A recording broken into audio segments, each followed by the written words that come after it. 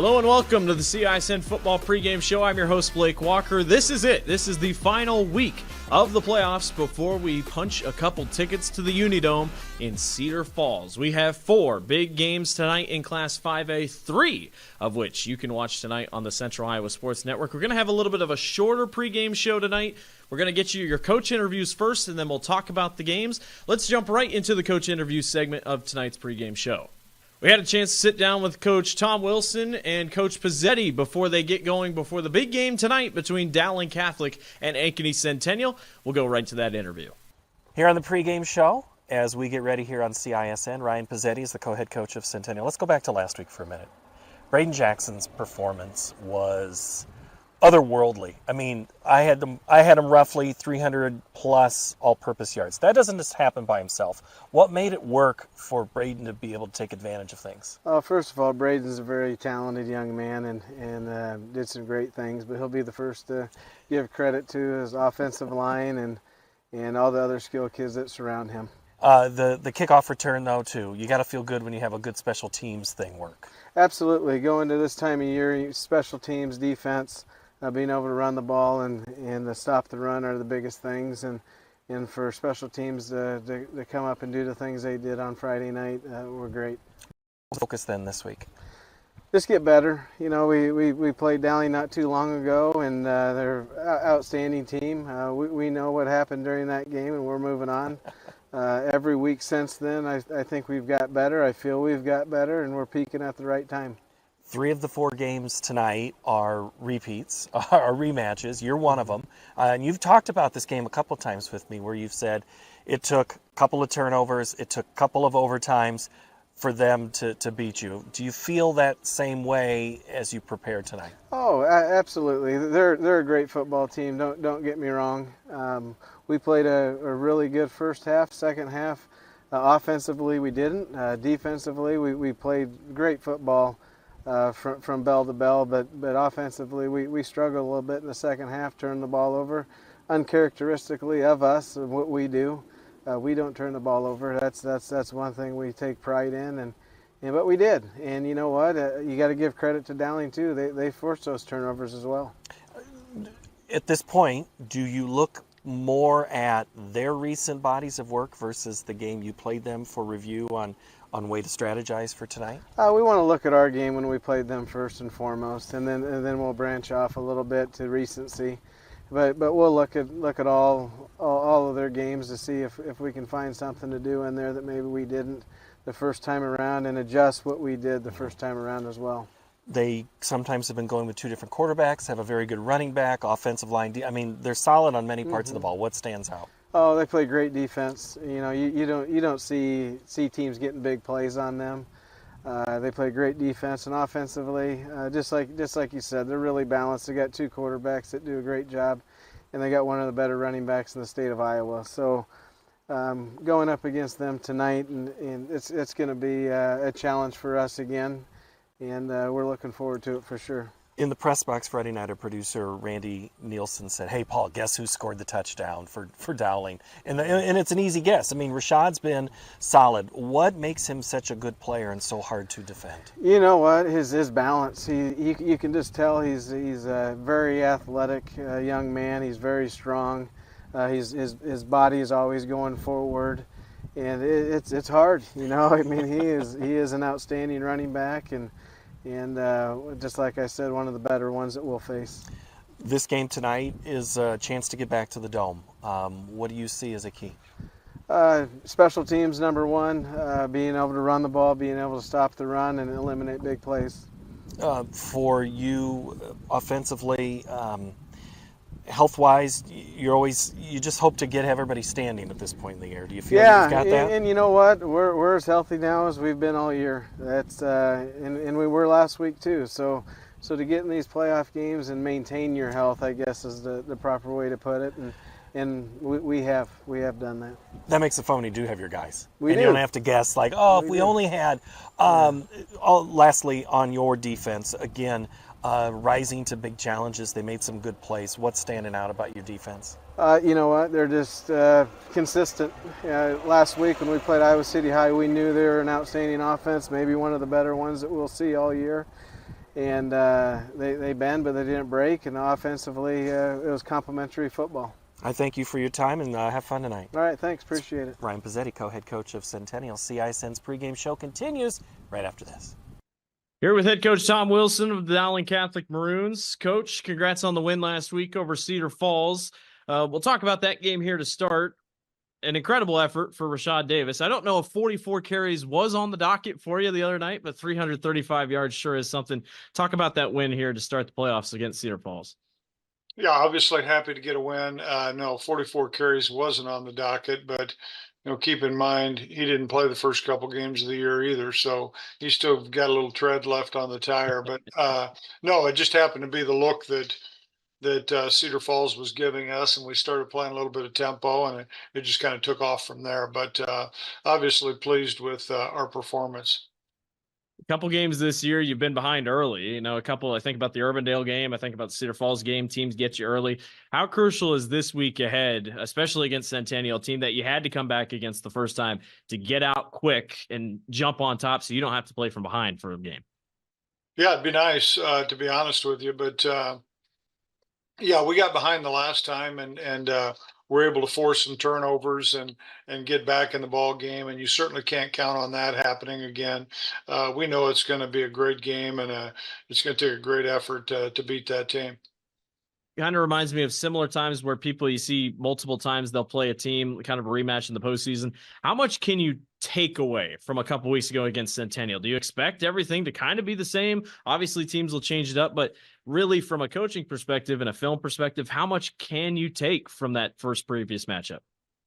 Well, I think what you see more is the individual matchups and how you stack up, maybe your offensive line versus their defensive line, just as an example. But from an X and O standpoint, we are who we are at this point, and there might be a tweak or two, just working off your tendencies, but it's basically going to be the same.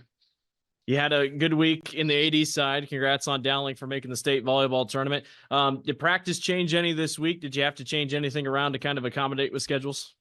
Oh, we did. Monday was a little bit different, and that was more weather driven than anything else, because you could roll the dice and go early of a morning, or at night you were going to get some rain. So we just went ahead and went to Ames and used Iowa State's indoor facility on Monday, and then Tuesday and Wednesday was fine, and Thursday will be the same. So no, we got a good week of practice in.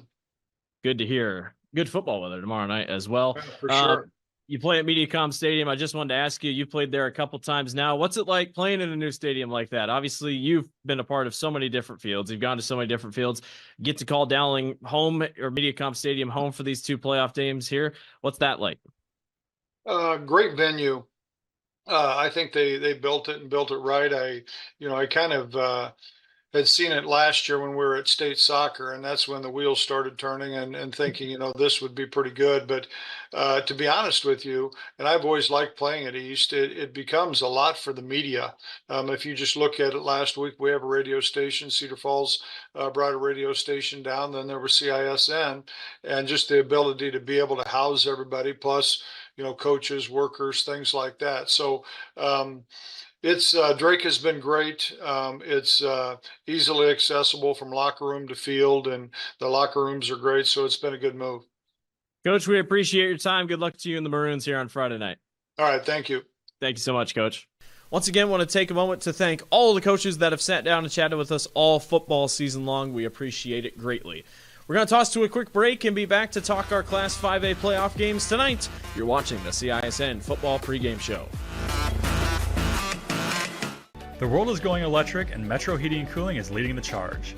Just like Tesla revolutionized how we drive, we are transforming how you experience comfort by offering electric air source heat pumps. Experience the unparalleled efficiency, comfort, and savings, and the best part is, it's more affordable than ever. Receive up to $3,000 of a qualifying Trane home comfort system. Join the electric revolution with Metro Heating and Cooling and enjoy a smarter, greener future today. Visit our website or call us now to make the switch.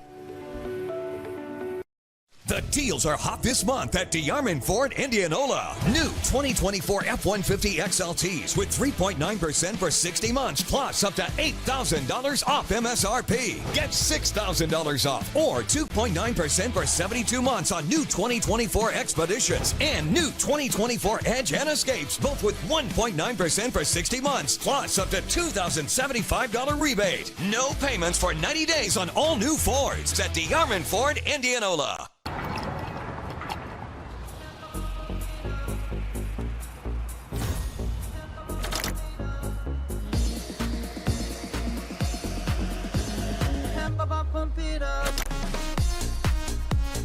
A fuel choice that even rivals can agree on?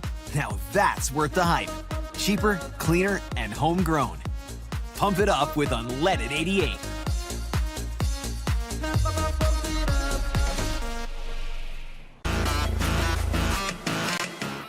Welcome back to the CISN Football Pregame Show. I'm your host, Blake Walker. It's time to go over the Class 5A playoff field. This is it. One more game, and we punch a couple tickets to the Unidome. Let's take a look at the matchups on the docket tonight. Your first one up tonight, Iowa City Liberty and Ankeny. This game is not on the Central Iowa Sports Network. Iowa City Liberty hosts the Ankeny Hawks. These two teams played earlier in the season, where Iowa City Liberty took down the Hawks 28-20. Ankeny coming off a win over Linmar 47-21. Iowa City Liberty beat Waukee 31-14. This is the Iowa City Liberty team that was almost and pretty much a 3A school just a couple years ago, and now they fight for a spot at the Dome. They'll have to face an Ankeny team that is really heavily favored in types of games where they are not favored in terms of an upset. Keep an eye out for the Hawks as they go to Liberty here tonight. Our second game on the docket, Ankeny Centennial at 8-2. The Jaguars head to MediaCom Stadium to take on the 9-1 Dowling Catholic Maroons. It's another rematch from a series that we've seen earlier this year, a 41-35 thriller. Dowling trailed by 15 plus in the fourth quarter, came all the way back, and won it in overtime against the Jags. They'll have to try to do it again. This is going to be a good one. Dowling has been shut out of the Dome the last couple seasons. They've been beat in this game. Meanwhile, Centennial made it to the Dome last year. This is going to be a great one over at MediaCom Stadium. You're going to want to make sure to check in on this one. Our third game on the docket, the Valley Tigers at 8-2 host the Johnston Dragons at 8-2. And you guessed it, it's another rematch. Valley won the first meeting this year, 34-24. They outscored Valley 22-7 in the fourth quarter of that game to come back and win. This is going to be a quarterback battle. Will Nuss of Johnston versus Drake DeGroat of Valley. The Tigers barely, and I mean barely, snuck past Sioux City East on a game-winning field goal, 31-28. Johnston took care of Waterloo West 49-14. The Dragons are one of the hottest teams in the state of Iowa. They'll try to take down the Valley Tigers, who are currently favored to be your state champion. And finally, one of the surprises. Back to receive for the Dowling Catholic Maroons.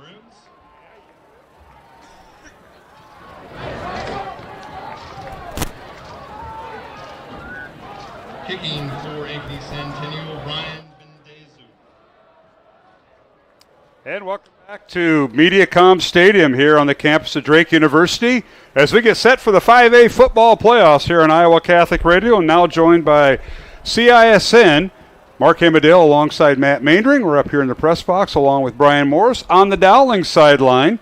And congratulations to Ankeny Centennial and Dowling meeting here in the playoffs. And we're set for kickoff here, Matt Maindring. Ankeny Centennial will kick off, defend the north end zone, wearing their road white uniforms with black pants and helmets. And here's a kick. And we're underway. Rashad Davis at the 5-yard line. Penalty flag down. Rashad across the 30 and still on his feet. And he bounces up near the 40-yard line. But a penalty flag back at the 5-yard line on the return. Yeah, I don't know what's back there. Was there a misalignment or something? It's weird to have a penalty flag back at the 5. There wasn't anybody down there except the receiver. I'm not sure. The referee tonight was going to be involved with the first play from scrimmage, and we'll try to pick up from the field. Brad Bunning is the referee. Jason Higgins, the umpire. James Leach, the head linesman. They're coming over to talk to Dowling. Gabe Capps, the line judge, and Brett Fridley, the back judge. They're talking about a re-kick? No. I don't know what they're doing. Yeah, they're calling offsides on Ankeny, and I don't know if Dowling gets a choice. I think they're going to take it right where it's at. No, they're going to make him re-kick it. Okay. Well, I don't know. You know, there you go, Brian Morris. We're in disbelief. And they're putting time back on the clock. So I was watching that, and as soon as the play got kicked off, he dropped the flag. So again, I'm probably not the most smartest guy on kickoffs and legal procedure, but something happened. So they're going to re-kick, and the thing I liked, the ball did not go in the end zone, so that gave Rashad Davis a chance to run it back. And he's going to have another shot now, you know. And the thing is, with him especially, that's a long run he just had. But now he's got a lot of field to work with, and it wouldn't be. Are they going to squib it because he ran that ball all the way back to the 40? So this will be interesting. That certainly is. Well, what a way to start the 5A playoff game with a penalty, and it's on the kicking team of Ankeny Centennial. The Jaguars come in here winning 4 in a row. Their last loss was to Dowling in that spectacular game we did on Iowa Catholic Radio and CISN back on October 4th, just almost a month ago. 41-35, Dowling winning at Valley Stadium in 3 overtimes over Centennial. So we'll redo it again. They'll kick off. Ryan Bendazoo, the senior, kicks it off, and here is Rashad Davis from the 8-yard line. And he comes across the 30, still on his feet, and he's tripped up right at the 33-yard line. That's where the Dowling offense will start. 1st and 10 from their own 33-yard line to set the Dowling offensive lineups. Left tackle to right tackle, the offensive line, Carter Barrett, freshman, number 77. Left guard, Brady Hagan, number 63, sophomore. The captain and senior, kind of the grandpa of the group, is Carter Smith, number 52. The right guard is Cade Krause, number 58, a sophomore, and the right tackle, Josh Miller, a junior. The quarterback, Parker DePhillips, he wears number 9. He's a senior. Joey Nahas will come in, number 16, as they will alternate a junior, and Rashad Davis in the backfield. Rashad gets a handoff right side looking for a seam, and he pushes his way across the 35 up near the 37-yard line for a nice gain on 1st down, bring up 2nd down and 7. Receivers for Dowling, Jack Barrett, number 6, a senior. Sam Drexler, a junior, number 3, a junior, and Trey Wilson, a senior, number 15, along with Jake Skowell, number 1. When the Maroons use a tight end, it's number 8. He does all the dirty work, and that is Jacob Peterson, a senior there, Matt. Yeah, nice run on 1st down. I think Dowling's got to be happy with that. But that offensive line got a great push against the defensive line of Centennial and got 5 yards out with Rashad, and that's a good sign for that offensive front.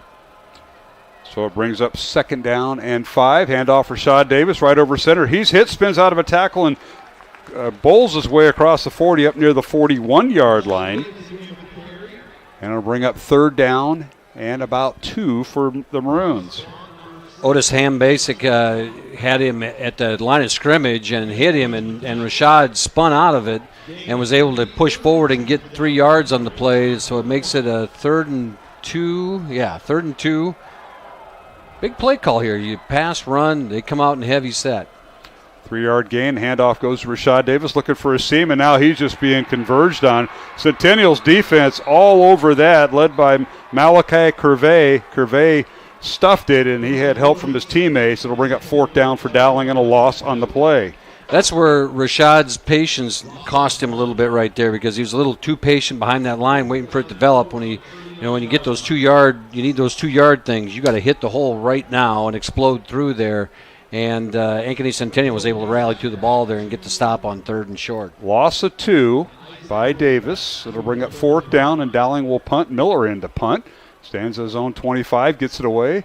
Spirally kick. Fair catch signal for by Centennial at their own 30-yard line. So Ankeny Centennial's offense will be out there for the first time. Let's introduce them to our listening audience and viewing audience tonight as we have the game on CISN. The quarterback for Centennial is Chase Kluber, a 6'1", 190-pound senior. In the backfield, Braden Jackson, 5'11", 185-pound senior. He'll wear number 1. Wide receivers, Caleb Reed, number 2. Isaac Brule, number 4. And Kane Brooks, number 11, the tight end. We'll see Devin Good, Sam Heather, and Jeremiah Bassett as receivers. Offensive line, they're big. Owen Lichty, Max Dickinson, Gavin Humphrey, Lucas Jurovich, and Braylon Deacon Casey. Now back to throw is Kluver on 1st down. Fires downfield, got a man open behind the Dowling receivers. That's Caleb Reed. 1st downs, Ankeny from their own 31-yard line, and they go all the way inside the 30 of Dowling. And catch the eyes looking inside there, and Ankeny takes a shot deep, Centennial does, and on that first play from scrimmage. And Caleb Reed, who had big plays against this offense, or for this offense in the last meeting, 3 catches for 100 yards, starts off with a big catch there on first down. No question, as the Jaguars move it downfield, a 32-yard reception, first down for Reed and the Jags. They'll work out of 2 tight end set, 1 back, and that's Jackson in the backfield. He gets the handoff left side. He found a hole. Now cuts back. He's inside the 20 and down inside the 15 to the 12-yard line. He'll pick up 15 yards and a Centennial first down. In that play, they stretched a little bit, went off tackle. He cuts it back up the middle. He's got great vision as he hit the tackle on his stretch, and then cuts back against the grain and fights up the middle, and Parker Pearson on the tackle saves the touchdown for the Maroons. 1st and 10, Centennial. The ball on the Dowling 12-yard line, just underway here in the first quarter from Mediacom Stadium in Des Moines. Handoff goes to Jackson up the middle, and he slams down to the 10-yard line to pick up a 2. It'll bring up 2nd and 8 for the Jags. They can get a first down inside the 6-yard line inside the 1-yard line of Dowling. Ian Middleton and Owen Pins on the stop there, limited Jackson's carry up the middle there as they closed it up. And, that front 4 with Middleton, Pins, Bobo, and then, you're sliding in Carter Smith in there as well. And that's a formidable outfit, and they got to plug it up. 2 receivers to the left for Centennial. Jackson in the backfield. He gets the handoff on the mesh, and that didn't go as clean as you want between Kluver and Jackson. And down at the 10, no gain on the play. It'll bring up 3rd and about 8 for Centennial. Yeah, a lot of penetration there for that Dowling front, and it allowed Dylan Manning to get down onto Jackson right away at the line of scrimmage and brings him down for no gain. And now you get a 3rd and 8. They can get the first down, like you said, and at the 10-yard line. So big play for the Maroon defense right here on 3rd down. All right, 1 receiver to the left, and that's Isaac Brule, the senior at 5'7", 170, and he's in the slot. And now back to throws Kluver. Lateral pass, and it's caught by Jackson at the 10, and he's going to be gang tackled inside the 10 to a 7. He'll be shy of the first down, knocked down at the 7-yard line of Dowling, and it'll bring up 4th down. Yeah, a good rally to the football there as they slipped him out of the backfield. They ended up going empty, sending Jackson in motion, and that led Dylan Manning out to the play along with it was Jackson Miller over the top, stopped him up. Big play for the Maroon defense to hold them to a field goal opportunity. Now they'll attempt a 24-yard field goal. Will Centennial. The holder will be Chase Kluver, the quarterback, and now the ball's down. Kick is up. And it is no good, off to the right, and the Maroon defense holds. So Dowling will take over 1st and 10 from their own 20-yard line. We'll keep it here. No score with 6:58 to go first quarter.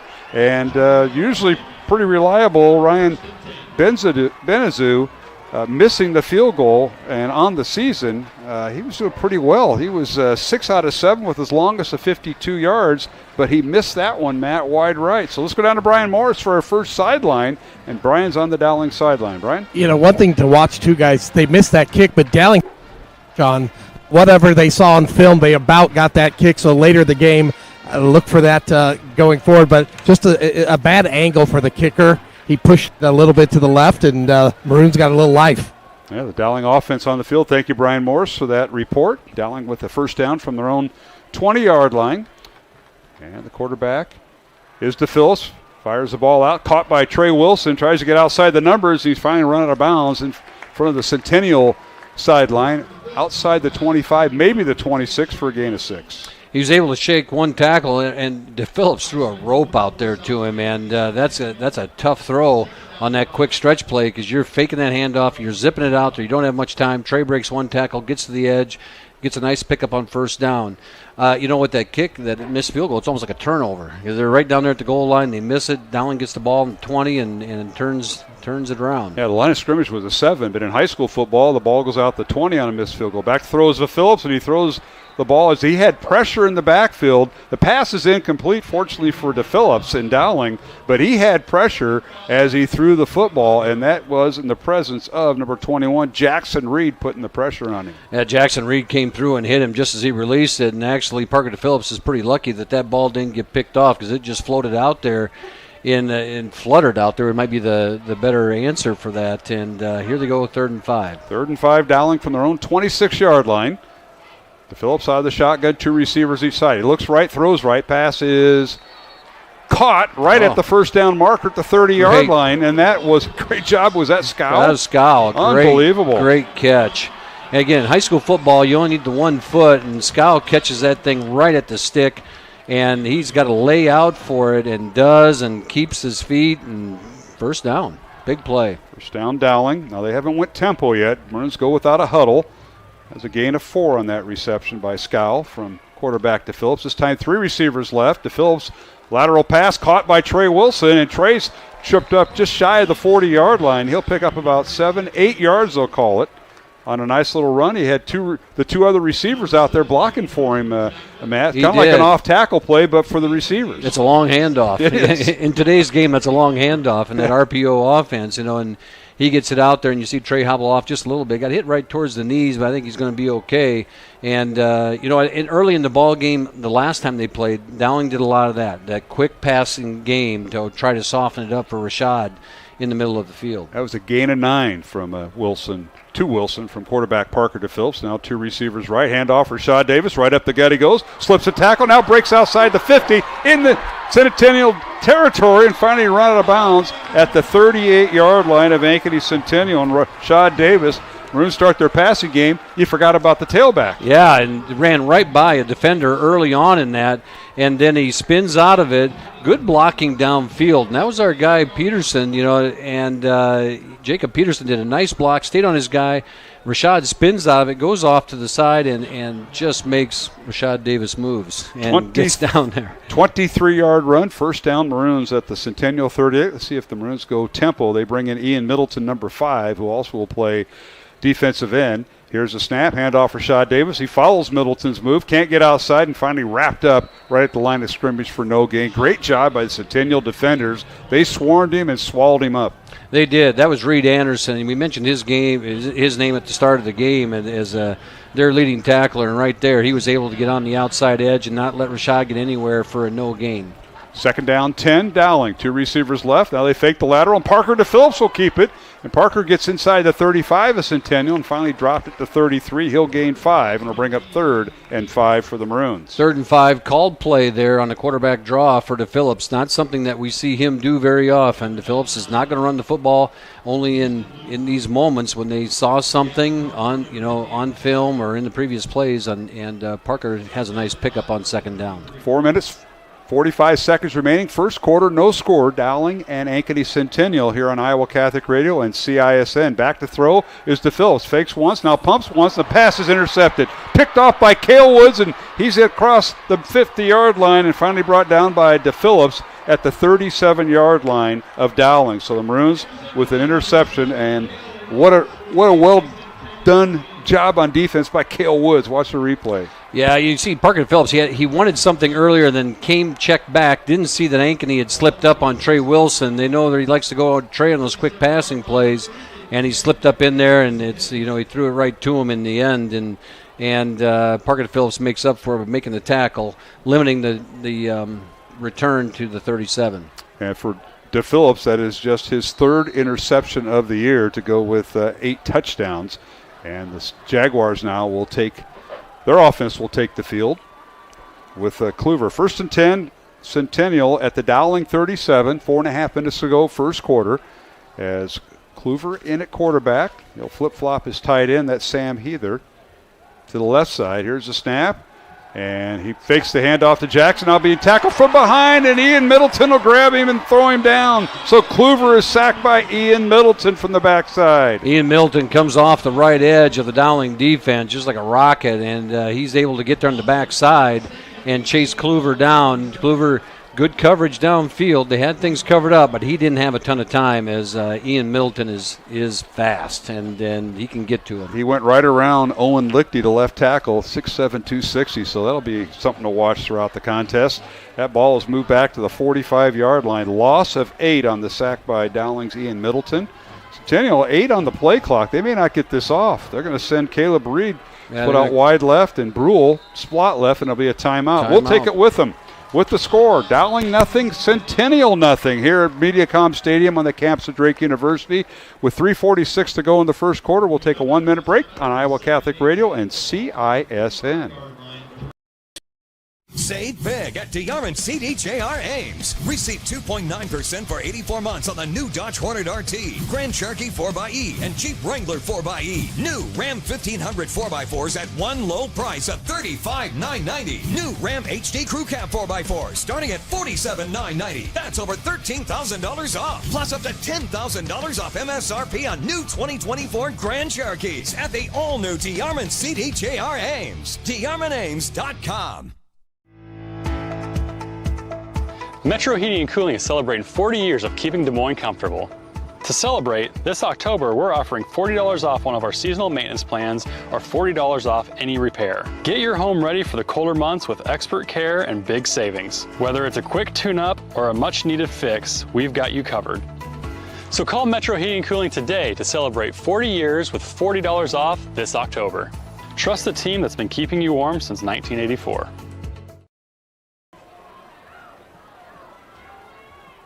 All right, back at MediaCom Stadium, 2nd and 18. Handoff goes to Jackson, and Braden trying to get outside the numbers, and he's finally wrestled down, going from the Dowling 45 down to the Maroon 42, a gain of 3. And it'll bring up third down and 15 here, Matt Maindring, for the Centennial Jaguars. And we talked about, before the game, if they were able to stretch Braden Jackson out, they were able to have more success. And right there, they strung him to the sideline. Ian Milton did a great job. He broke off the tackle early, or broke off his block early, couldn't get to him, but chased him down from behind, and that's a hustle play by Ian Middleton to make this a 3rd and 15.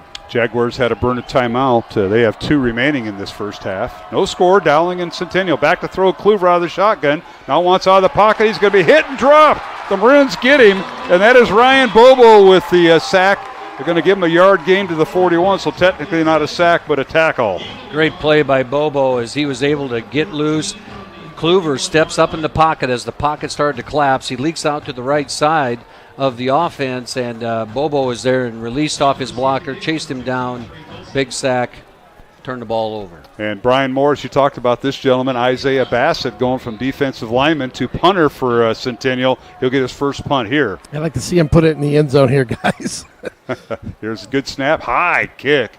And the Maroons are going to let it bounce, and it bounces at the 15, takes a Dowling bounce up towards the 20, and it'll be down there. So Maroons catch a break there. High punt by that young man Bassett, but no return, and Dowling, they stemmed the tide here, Matt. The interception by Woods of Centennial, and the Dowling defense holds, and that was a big possession for the Maroons on defense. It was, and that's Dowling has now dodged 2 things offensively. They gave up the big play on offense and allowed Ankeny to get down in there, and then stopped that one with the missed field goal. Stopped this one, had him turn it over on downs, and the offense is back on the field, and now you have Joey Nahas at the helm.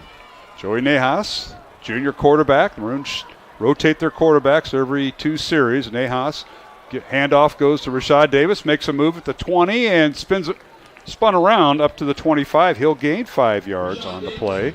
Let's introduce the Ankeny Centennial defense, talk a little bit about them. Defense up front, the front 4, Malachi Curvey, a senior, Houston Luce, a junior, Isaiah Bassett, the punter, and also defensive lineman, leads the team in sacks. He's a senior, and the other defensive tackle, Mitch Ryder, 6-foot senior. Linebackers, Carlos Blunt, Reed Anderson, Otis Hambasic.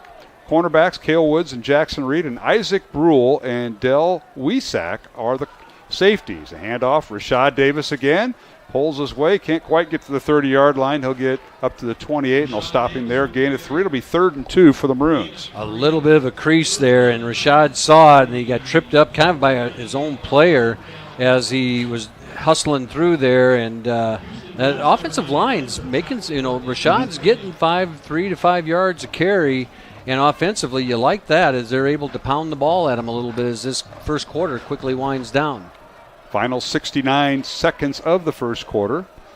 Carter Barrett, Brady Hagan, Carter Smith, Cade Krause, and Josh Miller. Left tackle to right tackle for Dowling. Jacob Peterson, the tight end. Handoff goes to Rashad Davis. Gets the first down across the 30 up near the 32. Gain of 4.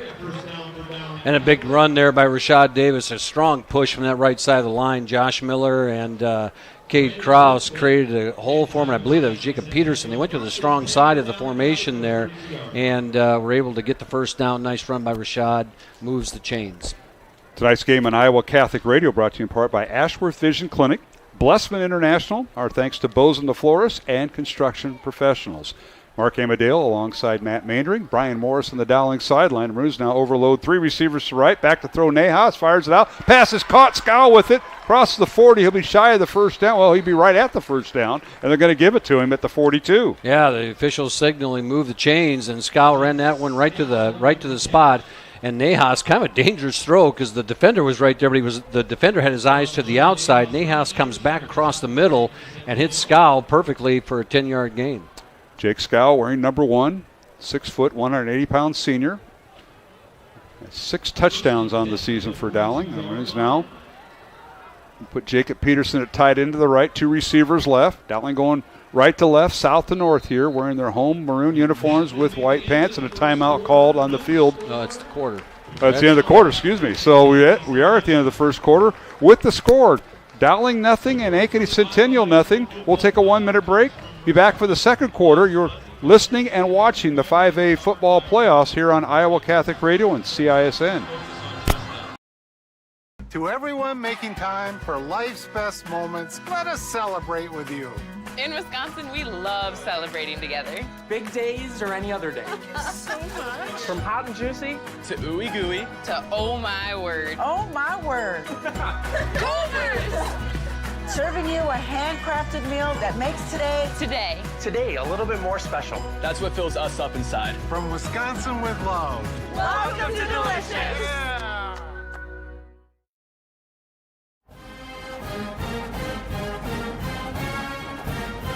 Dowling Catholic Playoff Football is presented by Annie and Gabe Mitchell Real Estate with RE/MAX Concepts and brought to you by the Greater Des Moines Catholic Football League, Hot Springs Spas, Smith Promotions, and Eileen's Cookies.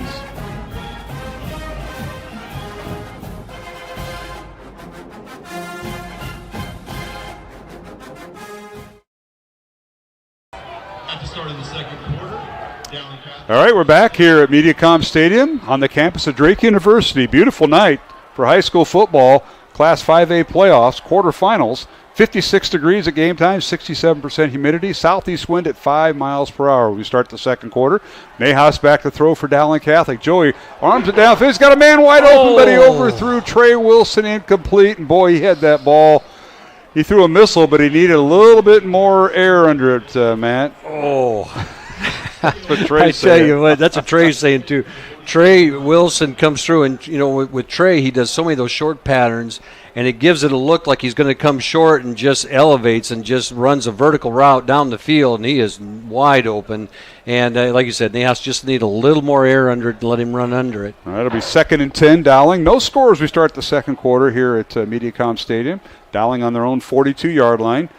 Joey Nahas at quarterback as he and Parker DePhillips will alternate. Handoff Rashad Davis. He sees somebody coming from his right, one from his left, and he just goes straight ahead and follows his center, Carter Smith, the captain, up to the 45, a gain of 3. He does such a good job of doing that. You know, he's able to get in there and just create those situations that look like no yards, and then he squeezes out, 3 yards or 4 yards, 3 yards on this one, and gets things going. A couple of quick score updates. Southeast Polk leads Iowa City West 14-0, and Valley has the early lead on Johnston 7-0. All right, Jack Barrett and Trent Wilson split out wide left. Nahas back to throw on 3rd and 7. Fires it near side, pass incomplete. Intended receiver was Jake Scow, and will bring up 4th down for the Maroons.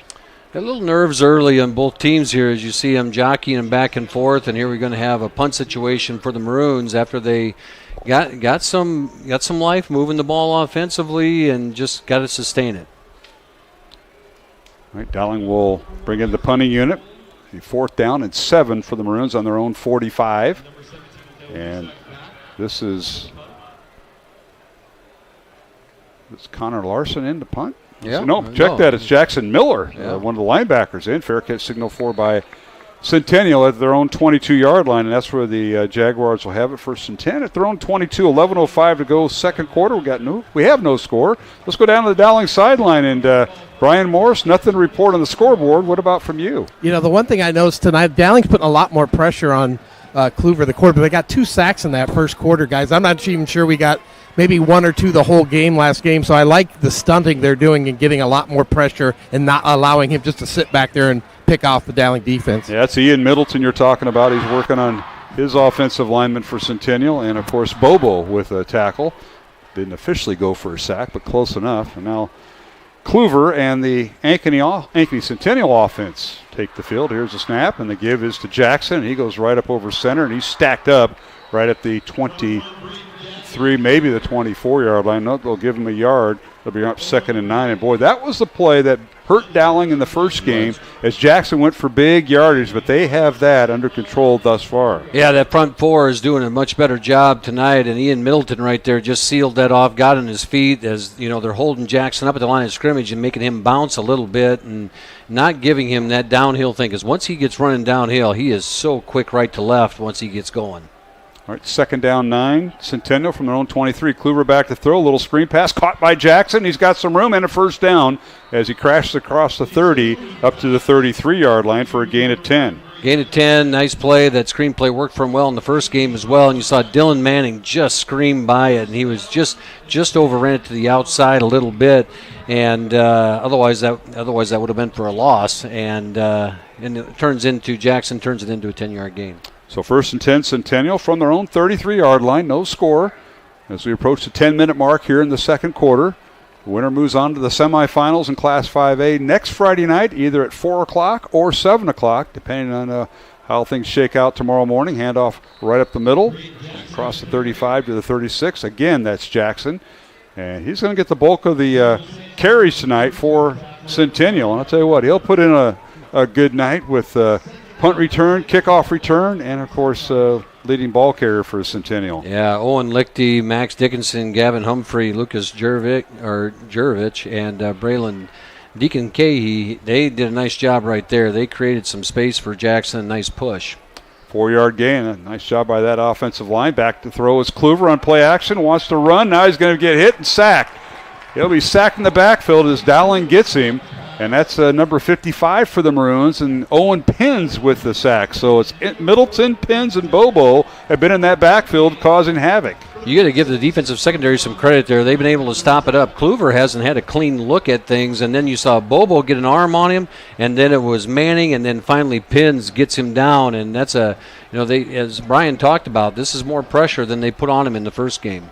So Pins gets the sack, no gain, and it'll bring up third down rather. 3rd and 6 Centennial. They'll send 2 receivers left. They'll bring a tight end, and that's Kane Brooks on the left. Back to throw, Kluver fires it out, and the pass is caught in a secondary by Isaac Brule on the 1st down at the Dowling 45. That was a tight window, and Kluver found Brule in that window. Yeah, just beyond the corner, and before the safety could get there, Barreto was coming over the top and was just a step late in getting there, and instead of he made the right play because he could have went up to try to get a pick on that and get that early, but he waited and to make sure he got the tackle and not give up a big play. Kept it in front of him. 18-yard reception from Chase Kluver to Isaac Brule. 1st and 10, Centennial. They're in Dowling territory at the Maroon 45. No score with 8:15 remaining in the first half. Reminder at halftime, we'll catch up with Justin Einerson, the Dowling boys basketball coach in his second year. Handoff Jackson, and Braden tries to pull his way out of a tackle and carries the ball to the 40 for a gain of 5. It'll bring up 2nd and 5 Centennial. Aiden Ducharme on the tackle, and that time you saw a shift right at the snap of the ball, and Ankeny Centennial goes into an unbalanced look, and what that means is they have more offensive linemen on the left side of the football than they do on the right side of the football, and so they give a strength look on that side, and what you're looking for is if the defense is going to slide with that or not, and it gives you a crease over there if they don't slide. All right, 2nd down 5, Centennial. Tonight's game on Iowa Catholic Radio brought to you in part by Skeffington's Formal Wear, Mercy One, Fast Signs, and the Catholic Tuition Organization. Kluver calling signals, 2 receivers right.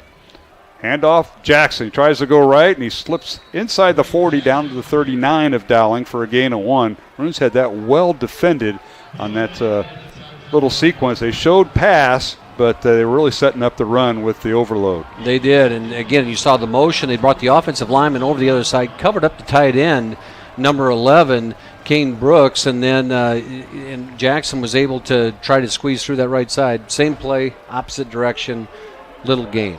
3rd down and 4 for Centennial. Line of scrimmage at Dowling 39. Kluver with 2 receivers left. He'll send Jackson in motion right to left. Back to throw Kluver. Now a lateral pass to Jackson. Caught at the 40, and he slips it, tackle down to the 36-yard line, but he'll be shy of the first down. Will bring up 4th and 1 for Centennial.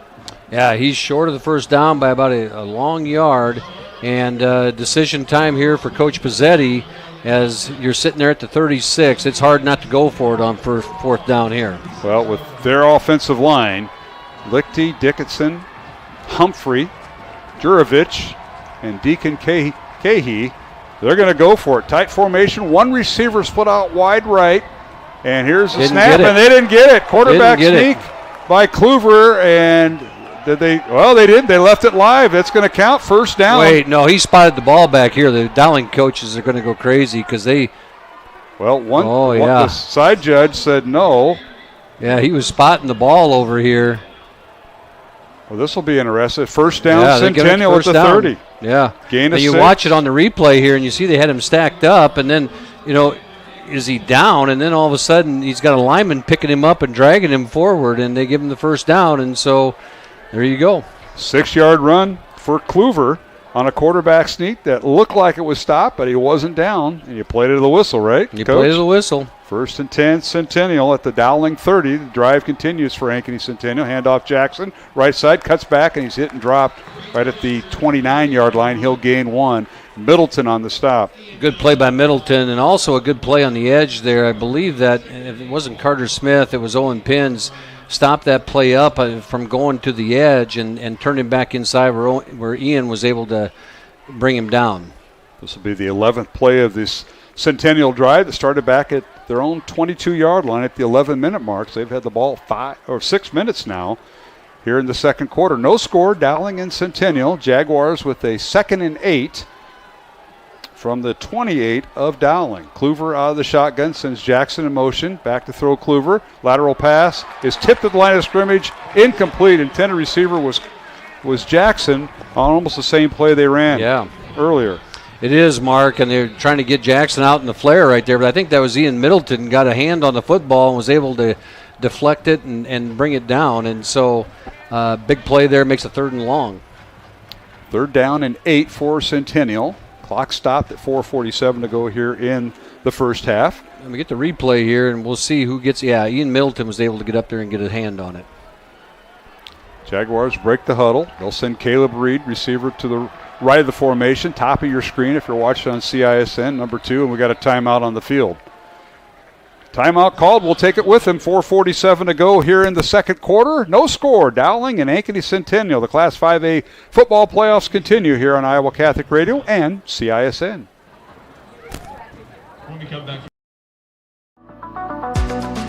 Hi, this is Chris from Fireplace Superstore, and if you've been thinking about upgrading that old wood or gas fireplace in your home or adding a new one someplace that you've always wanted, we have Central Iowa's best selection of wood, gas, and electric fireplaces. So if you've always wanted to add some warmth and beauty along with value to your home, come see us at Fireplace Superstore today. 10820 Douglas in Urbandale.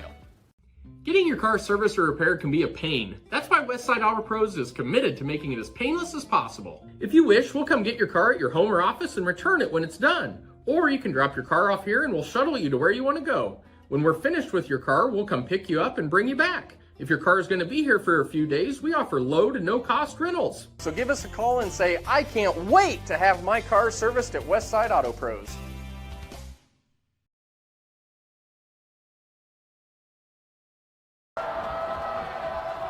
All right, 3rd and 8 for Centennial. Kluver in the pocket, and he tried to hit a receiver over the middle. Incomplete. Sam Heather, the intended receiver, and a late flag goes down. And so does he there, Matt. Yeah. It's always interesting which sideline that flag comes from. And he's coming across the middle, Dylan Manning right in his hip pocket as he comes across, and they're going to say it was a hold on Manning, I believe, because he crosses in front of him. We're just going to miss it off tape. And Dylan Manning actually went down. The Ankeny receiver did not, but that'll be a 15-yard penalty against the Maroons. And a first down for Centennial. They keep the drive alive off an incomplete pass. Would have been 4th and 8. And as they mark the penalty off, it'll be 1st and 10, Centennial inside the 15 at the Dowling 14. So tough break there for the Maroons, but defense has been out there almost 7 minutes here because this drive started back at the 11-minute mark of the second quarter. 1st and 10, Centennial at the Dowling 14. This will be the 12th play of the drive. Kluver at quarterback has went the distance. Chase now went in the handoff. He gives it to Jackson, and he finds a little seam over the right side, and he's finally slammed down at the 5-yard line. Gain of 9 will bring up 2nd and 1 for the Jags. Yeah, just short of the first down, and yes, just short of the first down. So nice run-off tackle on the right side, and Braden Jackson's come up a little slow, and he gets back into the huddle here as this Centennial offense has grounded out here against the Dowling defense. 4:10 left to go here in the first half. Dowling has all 3 of their timeouts remaining. Centennial 1. No score, and Centennial with a 2nd and 1. Kluver out of the shotgun. To give is to Jackson, and he's dropped by Middleton in the backfield. He'll lose 5 yards back to the 5-yard line. Yeah. Wow. Ian Middleton shot out of his stance and saw Braden Jackson coming at him and gets him in the backfield for a TFL, that tackle for loss. And big play for the Dowling defense, backing them up, so now make it 3rd and 5. So Jackson will lose 5. We see the replay on CISN, and boy, he beat his man at the line of scrimmage. Forward progress was the 9, so actually a loss of 4 statistically. But it'll bring up 3rd and 5 for Centennial at the Dowling 9. No score, first half. The winner advances to the semifinals next Friday at the Unidome in Cedar Falls in Class 5A. Kluver back to throw, pumps it to Jackson, fires in the end zone. Pass is incomplete. The intended receiver that time was Isaac Brule, running a post pattern from the left side. So now you got 4th down, and let's see if they bring in the kicking team. We're going to give it another shot here and try to get 3 points on the board, it looks like. Centennial, Coach Pezzetti throws them out there. And good coverage in the secondary there, and a little bit of pressure on Kluver. As he just gets hit as he's releasing the football. This will be a 26-yard field goal attempt by Ryan Bendazu. The holder will be Chase Kluver, the quarterback. Gavin Humphrey, the snap, ball down, kick is up, and it is good. So Centennial strikes first with 3:09 remaining here in the second quarter. It's Ankeny Centennial 3, Dowling nothing, and that capped off a 15-play drive, 78 yards, and the Jaguars punch it through. So we'll take a 1-minute break and return to Mediacom Stadium. Our score, Ankeny Centennial 3, Dowling nothing, here on Iowa Catholic Radio and CISN.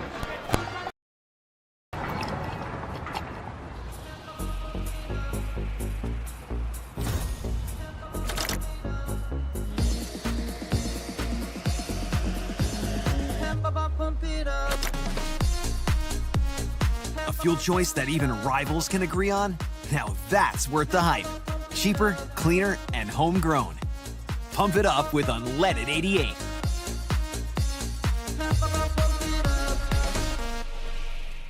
Western lets your UTV power through the storm. The Impact V Plow and Impact Straight Blade. With the features the pros demand. Custom tailored for your UTV. And to keep your work top-notch, rely on the Tornado UTV Hopper Spreader. Now that's a job well done. Western, more jobs done faster. Visit Truck Equipment Inc. today at truckequipmentinc.com.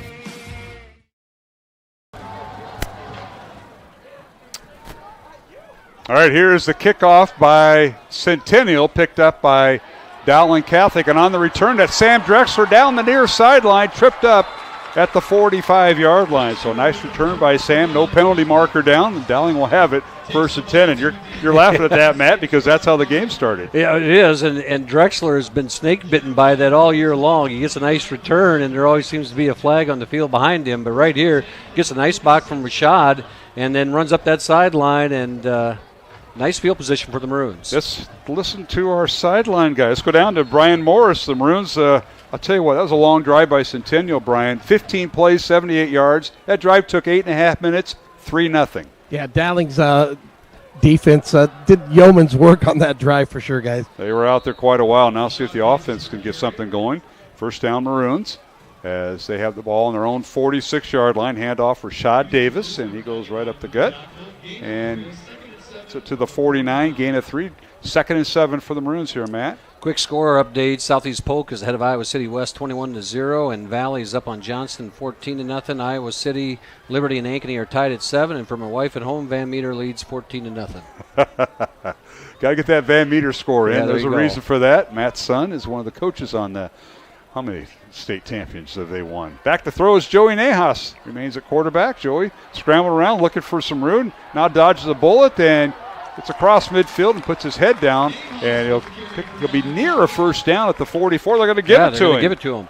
And in the end, it's a great decision that he ran the ball, because if you're scrambling that much, looking like you're going to run the knot, and then you're going to have linemen downfield. So I think it's a good thing that he just kept his head down and was able to squeeze out 10 yards. Big pickup on first down as the clock grinds down to 2 minutes. 7-yard gain, 1st and 10, Dowling. Maroons will bring in Peterson at tight end to the right, 3 receivers left. Nahas now will give it to Rashad Davis. Boy, that was an awful long mesh in the backfield, and it goes for no gain and maybe a loss on a play of 2 back to the 46. Yeah, it was a good thing that ball didn't end up on the floor, because they were sitting there. The mesh lasted about 2 seconds, and they're sitting there, what are we doing? It almost looked like a practice play. You're going to sit there and, okay, we're just going to run into the line. So Rashad will lose 2 yards on the play. It'll bring up 2nd and 12. Dowling. Davis stays in at tailback. Joey Nahas, the junior, at quarterback. He and Parker DePhillips will alternate. Now they'll move Scow to the left side with Trey Wilson split out wide left the formation. And Peterson, Jake Peterson, the tight end to the right. Here's the snap. Pistol formation. Handoff for Rashad Davis. They want to go up down to the 40-yard line. They follow the left guard and tackle for Dowling, and that was behind Brady Hagan and Carter Smith. And they squeeze in. You get some decent yards running the ball. You get 54 seconds with the clock running, and they're going to push it up now a little bit in tempo. You got 3 timeouts, so you have plenty of time, and you're trying to get down there in field goal position. Line of scrimmage is the 41. Give Davis a gain of 5. Here's the snap. Nahas back to throw. Now blitz is on, and Nahas is down. The Maroons have to burn a timeout here with 33 seconds, maybe. Well, the clock continues to run. Yeah, they might just let it run out. You're trying to figure out, or take a timeout and take a shot deep. Yeah, 4th and 7 for the Maroons, and they may let this go all the way down. And play clock hasn't even started. This may end the half unless Ankeny Centennial wants to burn their final timeout and force Dowling to punt. I think you're going to see a timeout and take a shot. And a timeout, Centennial. Oh, no? I guess not. I thought, they're going to go into halftime with Centennial leading Dowling 3-0, low-scoring game. And we're sitting here trying to play a little cat and mouse here. And I thought I saw an Ankeny defender signal timeout, but he was just kind of clapping his hands. We'll go down to head coach Tom Wilson with Brian Morris here in a moment. Our halftime score, Centennial 3, Dowling Catholic 0. Ryan Bendazoo, a 26-yard field goal, the only points on the board. Brian Morris, down to you with head coach Tom Wilson. Coach, defensive battle. I thought the defense played well, holding to the 3 points. Offense just has not got clicking tonight. Exactly right. We threw the pick, got stopped in short yardage. They've converted on some third downs. We have not. It's that simple. All right, Coach. Good luck second half. All right, Brian Morris with head coach Tom Wilson as Centennial leads Dowling 3-0 alongside Matt Maynard. I'm Mark Amadil. Matt, before we go to break, we haven't got our stats yet. We'll get that here momentarily. But what a first half. It was kind of feel each other out, but then no points other than the field goal by Centennial, capping off a 15-play, 78-yard drive that took 8.5 minutes off the clock most of the second quarter. Most of the second quarter. And, you think about historically how Dowling has done, and usually those games are tight in the first half, maybe behind. This team has been typically, it seems like, behind in that first half. And, is it going to be that what Dowling has shown over its history, come out and take control in the second half? And that's what we're going to see if these young men can do and come out. So I agree. Both these teams know each other so well. They took away the other team's big plays. I think Dowling dodged a couple more things than Ankeny did, as far as, we got a missed field goal and things like that, and they're fortunate to only be down 3-0 at this point, and so here we go with an exciting second half. Absolutely. We're going to take a 1-minute break, come back. Our halftime guest is head coach of the Dowling boys basketball team, and Justin Anderson. I caught up with him earlier today, and we'll have his interview here coming up. Halftime score from MediaCom Stadium on the campus of Drake University in Des Moines is Ankeny Centennial 3, Dowling 0. We'll return after this 1-minute break on CISN and Iowa Catholic Radio. Over 1,300 vehicles on WauKeeChevy.com. Schottenkirk Chevy Waukee. If we don't have it, you can build it. Newly expanded service department means we're hiring. See the openings on WauKeeChevy.com. Schottenkirk Chevy Waukee. WauKeeChevy.com. Free Godfather's Pizza begins with the download. Order through my new online ordering app and start earning free pizza and sides. It's easy. Download the Godfather's Pizza online ordering app today. Do it.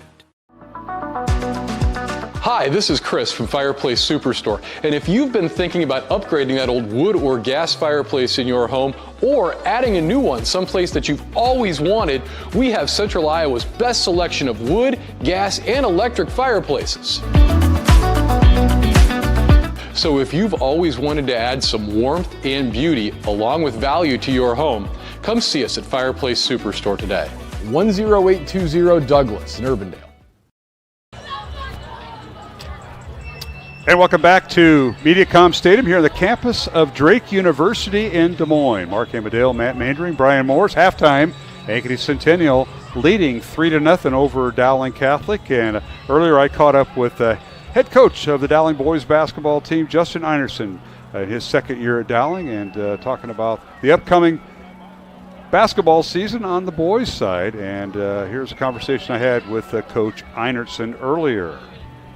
Mark Amadale with head coach Justin Einerson here at halftime, as Coach Einerson starting his second year at Dowling Catholic as the boys basketball coach. And Coach, thanks for coming on tonight, halftime of our game, and previewing the Dowling boys program this year. Oh, we're excited about it. Tough to follow this football team with what they're accomplishing this year, but we'll do our best. Well, Coach Einerson, year 2 at Dowling, and last year you finished 12-12. It's the first year the Maroons had, a 500 record in quite some time, but you're building the culture, I know, the foundation, and it showed last year. You graduate 10 players. I think you have one starter back, so a very inexperienced team, but one that's hungry. Yeah, and they had a really successful year wherever they were last year. We had a really successful sophomore team. We had a JV team because we had so many juniors that weren't going to get those minutes at the varsity level yet, and they were undefeated. So they saw success. It just wasn't on the varsity floor. So yes, we're inexperienced, but I have a lot of faith in our team mentality, our overall toughness mentality, and our skill level right now. Well, last year, as we talked about, 4 seniors that graduate, they're all playing at the next level and doing very well. You look at Joey Capola up at Dubuque, Joe Broderick, Ryan Kleppe, Riddick Metten, to name 4, and then some reserves. So a group of 10 seniors that are going to be missed, their experience especially, but now you have a new group coming through. But talk about those seniors that have graduated. Oh, they were incredible. I mean, my relationship, or the relationships that I built with them in about 9 months was really special to me and my family, and there's still guys that I talk to quite a bit. So I'm excited for them and everything they have going on. I mean, even Jackson Trine, who didn't play much as a senior, is getting his teeth cut in coaching. He's at a junior college in Kansas right now, and he's doing all kinds of coaching-related things already. So I expect him to hire me at the Division I level someday when he's a head coach. But just a really great group from top to bottom, on the floor, off the floor, and I really think they laid the foundation for what we're about to accomplish. Well, this new group that you have this year, inexperienced group, led by Maddox Capola, who got a lot of playing time. I think after Christmas, he was really into your mix. You kind of trusted him to be in your lineup a lot when he was healthy. But over the summer, you played in a lot of tournaments. You went to, 19 games and 4 different events, and you're getting all these guys. You're trying to evaluate your program, but a lot of new guys going to step up. That's going to be exciting when practice starts here in a few weeks. Yeah, absolutely. We really tested them. We had a lot of really tough games. I would say probably half of that schedule was against teams that were CIML level. So we did really well. Obviously, the summer game's a little bit different. It's a little bit looser than you'll see during the regular season, but it was a really good experience. We saw some toughness out of guys. We really tested them with a challenging day to day in summer. So we took the football model where they go from lifting to agility to football workouts, and we basically copied it. And as you know, copying Tom Wilson is a smart thing to do. So hopefully that'll pay off for us. But obviously we did basketball workouts instead of football, but we had the agility and lifting. Really excited about the growth that we've seen. We have a couple of kids that today I feel are on top of the conference as far as ability. And last year I was still trying to figure out where they would fit in. So that's because of them, not just our workouts, because we do the minimum, but they're going out and getting that extra work off the floor as well from us, or away from us. Visit with Justin Einertson, the Dowling boys basketball coach, here at halftime tonight. And Coach Einertson, you look at this group coming through. We mentioned Maddox Capola, but you really, at this time, mentioned the other day at the CIML basketball preview up in Ankeny, you talked about the team, and you might have like 7 starters, and it's kind of mix and match based on matchups. And that's a good problem to have, but they're not season starters, so that's going to be a little bit different. Talk about the transition and getting these guys some time. Obviously, the season will take care of itself, one of the best leagues. You only play them not only once, but you play teams twice, and they happen to be in the top 5. And let's see, one's a defending champion, Valley, and teams like Waukees and Ankeny. So it's baptism by fire, but you're pretty comfortable with the 7 starters. Yeah, I feel really good about the 7 that I'm going to mention. So we have Noah Martins, who started every game as a sophomore last year. He took a monster jump, had a really big time year as the point guard for the Iowa Battlers as well. Nate Jenkins came over at Christmas from Johnston and is a 3-and-D type kid who can also score off the dribble and play point guard if Noah's ever out, which wouldn't be by design, by the way, if Noah's ever out. The other one would be Charlie Crane, who grew to about 6'9", and he's actually above 6'9" right now. He's getting stronger. He's a very flashy post player, which we didn't have last year. We didn't have anybody that could match up with a 6'9" kid. We're trying to make him as tough as a guy like Quincy Moore is. Quincy Moore is quite a bit smaller at about 6'5", but he's tough and gritty, and hopefully that rubs off on Charlie. And then Gio Quiles, who plays for All Iowa Attack for his dad, actually, just an unbelievably hard worker. And I would say his biggest strength is on the offensive side, whereas a guy like Nate would be more of a defender. Noah's kind of balanced. Maddox is balanced. But we have a lot of versatility, and they really like sharing the ball. But the biggest ace in the hole for us is Lucas. So Lucas was just outside of our rotation last year, Lucas Paoli, senior guard. And then he had some poorly timed injuries. He got sick at like the worst time, and it ended up really affecting him. He was just outside the rotation. But he took a lot of things, like defensively. He learned how to be more like Dante and Nick last year, who were our defensive anchors, the football kids. And then offensively, he learned how to shoot it like Cole, or be a dynamic guard off the dribble like Joey. So we're really excited about Lucas and what he's about to accomplish for us this year as well. One of the goals, I think all coaches have that, win the rebound battle, win the turnover battle. And I think you and I talked about this a lot last year with last year's group, and that was get to the free throw line and win that.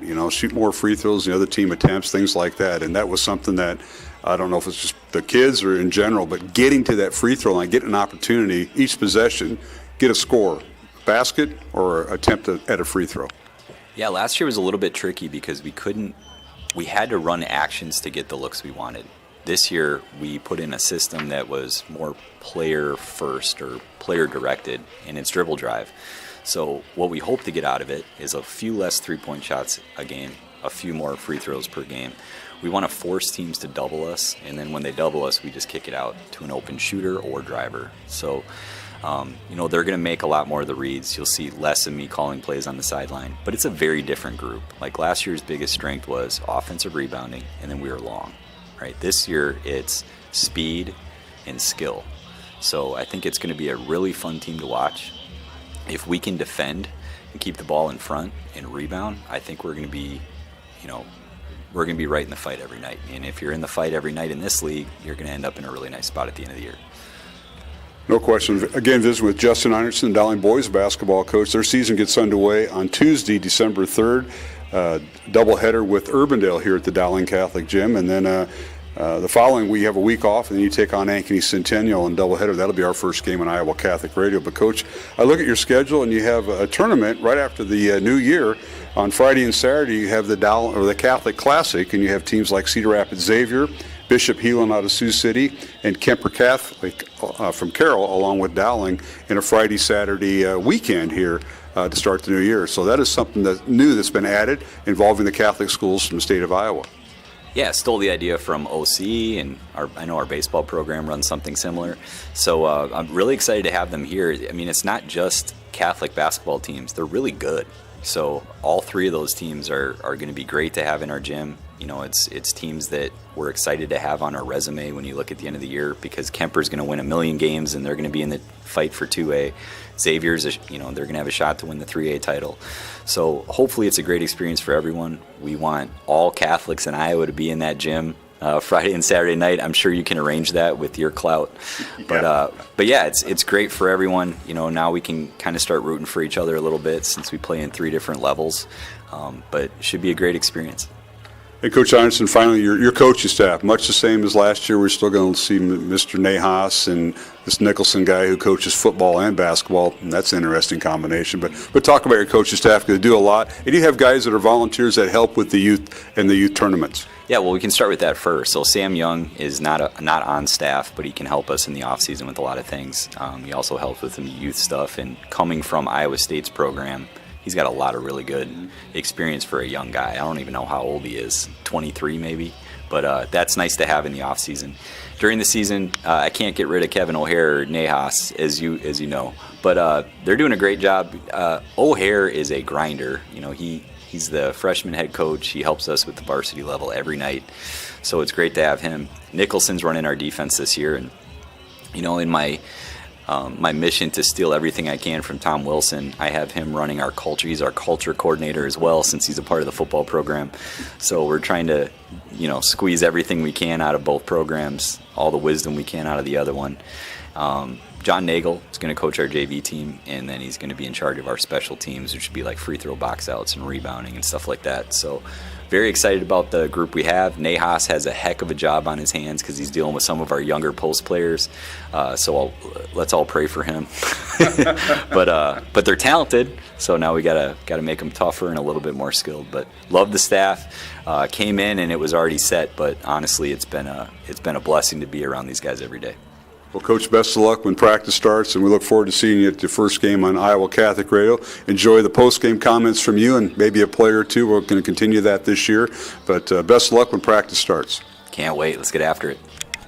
Head coach Justin Einertson of the Dowling boys basketball program in his second year, visiting with me here at halftime. Our halftime score from Mediacom Stadium on the campus of Drake University in Des Moines. It's Ankeny Centennial 3, Dowling Catholic nothing. We'll take a 1-minute break and return with our halftime statistics following these messages on the Iowa Catholic Radio Network and CISN.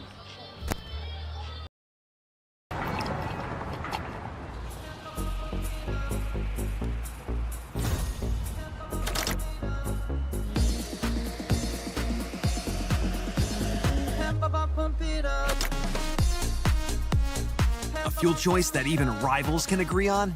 Now that's worth the hype. Cheaper, cleaner, and homegrown. Pump it up with unleaded 88.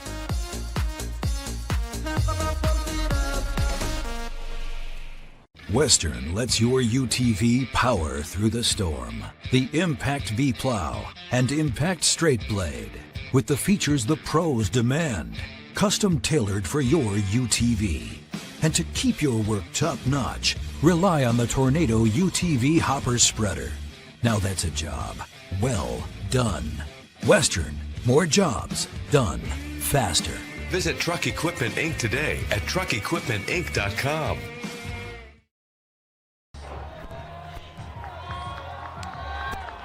And welcome back to Mediacom Stadium. Halftime, and it's Ankeny Centennial leading Dowling Catholic 3-0 in this Class 5A quarterfinal round game. The winner advances to the semifinals next Friday at the Unidome in Cedar Falls. Mark Amadale alongside Matt Maindring. Brian Morris on the Dowling sideline tonight. And Matt, you got to look at our first half statistics between these two teams in the top of Class 5A. Yeah, Dowling 14 rushes for 57 yards, 8 first downs. Both teams had 8 first downs, so balanced that way. So 57 yards rushing for the Maroons, 86 yards passing on 4 of 8 passing. Had the 1 pick in there. And then for Ankeny Centennial, 14 rushes, 36 yards, 5 of 7 passing for 113 yards. For 77 yards, for a total of 113 yards. So they outgained the Maroons 113 to 86. Just the 1 turnover for the Maroons in the game. And then Rashad Davis was, let me get this turned around here. You know, it's always a little bit hard on this phone once in a while.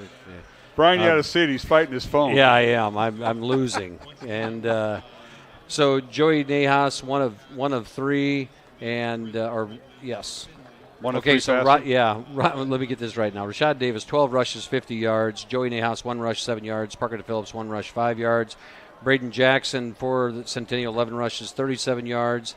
And then the 2 catches for Jacob Scow for 16 yards. And Caleb Reed for Centennial, 1 catch for 43 yards. That was that big gainer. And then Braden Jackson had 3 catches for 16 yards. So, right. Pretty balanced. It looks like a 3-0 football game. Yes, it certainly does. Brian Morris, you're on the Dowling sideline. What do you think adjustment-wise was going on down there in the locker rooms? You know, Dowling just could not convert anything with the passing game tonight. Again, Joey Nahas missed. Parker was a little short on things. So, again, I think, Matt, you said it earlier. It feels like there's a little bit of nerves on that offensive front. Defensively, Ian Milliton is having a monster game, guys. And every time he comes back to the huddle, his jersey's halfway off. So they're telling the refs he's getting held every play. But that kid is just having a stupendous first half. All right, Matt, I see you're writing some more score updates down. Let's give our listeners and viewers some updates. You bet. On the Johnston comes back against Valley. Valley leads 14-13. Southeast Polk now up 28-8 at Iowa City West. Well, that game's at Southeast Polk. And then Liberty went ahead of Ankeny 14-7. I believe all those games are at the half right now. And Van Meter up 24-0. I knew you'd get that in. Yeah, I'd slide it in. I don't know who to blame, your wife or that score thing you have there. Dowling will kick off in the second half as Ankeny Centennial won the toss and deferred. So Maroons are set to kick off. Teeing it up is Marty Blount. And back deep for Centennial. They don't have to go too deep because Dowling's going to pooch kick this as they do. Blount addressing. We're underway here in the second half. High end over end to kick. And it's going to bounce to the 20 and picked up by Jackson at the 20, and he stood up and brought down at the 23-yard line. That's where Centennial will start the second half, 1st and 10 from their own 23-yard line. Centennial leading 3-0. I want to thank our sponsors on Iowa Catholic Radio. They include Fast Signs in Clive, Catholic Tuition Organization, Mercy One, and Skeffton's Formal Wear. Now the Dowling defense back on the field. They were out there for that 8.5-minute drive that Centennial had, resulting in a 26-yard field goal match. So they've been out there a little bit. They've been out there a long time, and important, in that previous game, they ended up getting a stop right away, and you need to get a stop here right away to start the second half. All right, the Centennial offense on the field led by their quarterback, Chase Kluver. Braden Jackson, number 1, is the tailback. He gets the handoff. A little sweep to the left, turns the corner, and he's hit and dropped right at the 24-yard line for a gain of 1. Dylan Manning came out and ran him down and was able to track him and run him under right there. And Jacob Scow had good pressure on that, was able to push. But a big play there by Dylan Manning. Receivers for Centennial, Caleb Reed, Devin Good, Kane Brooks. We'll see number 10, Sam Heather, and number 24, Jeremiah Bassett. Jacob Skow's getting some attention right now, holding his right shoulder, right arm there a little bit, and he's got it wrapped up, and he's a kid that's just been tremendous all year long, and he's battled through some different types of little nagging injuries. Oh, that's not Scow, that's Sanko. Oh, is that Joel. Sanko, Yeah, that's two. what I meant. Yeah, Joel Sanko. Yeah. So, Scow is a two-way player. Yeah, Scow right, will play receiver, right. and he plays some safety once in a while. Yeah. But Sanko is, and that's a big hit. He's one of the linebackers the Maroons look towards. So, all right, 2nd and 9, Centennial. Line of scrimmage is their own 24-yard line, going left to right, north to south here at Mediacom Stadium. Back to show Kluver, and he's hit and drop. Ball comes out, but a sack once again by Ian Middleton, number 5. And this time his shirt's not untucked. Yeah, Ian Middleton just flew through there again, and Kluver had to wait just a couple seconds, a couple ticks, and it allowed Ian Middleton. Once he got loose, he exploded to him.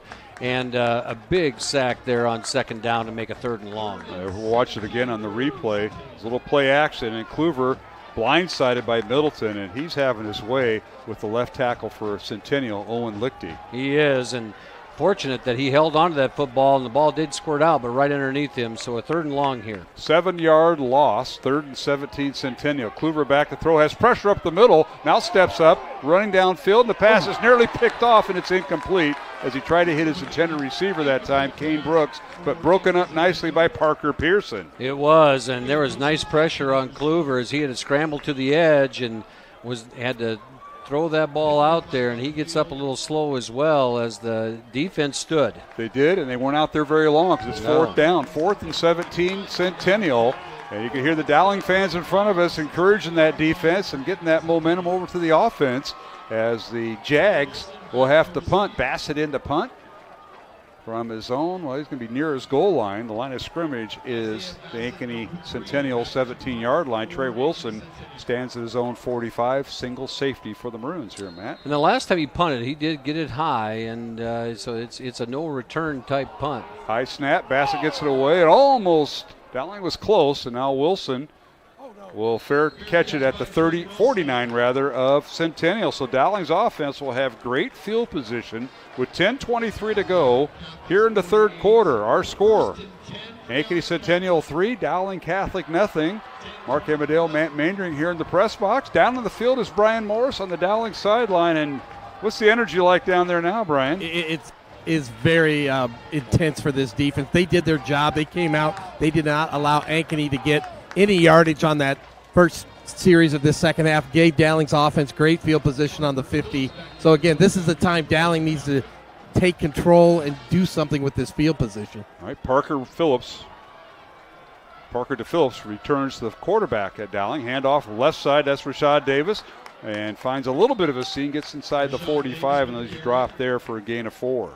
And going back to the stats from the first half, Rashad Davis averaged just over 4 yards a carry, and so decent amount of yardage every time he goes. Now you see Dowling come back up and do a little bit of tempo. I think we figured we might see this in the second half. We wondered about that. They did it last week, but they did it when they crossed the 50, and now they're across the 50. Handoff Rashad Davis. He just kind of plunges forward down towards the 42-yard line. They'll spot him down, gain of 3, and will bring up 3rd and about 3, maybe 4. Yeah, 3rd and 4. They're right back up on the ball as here goes the offense again.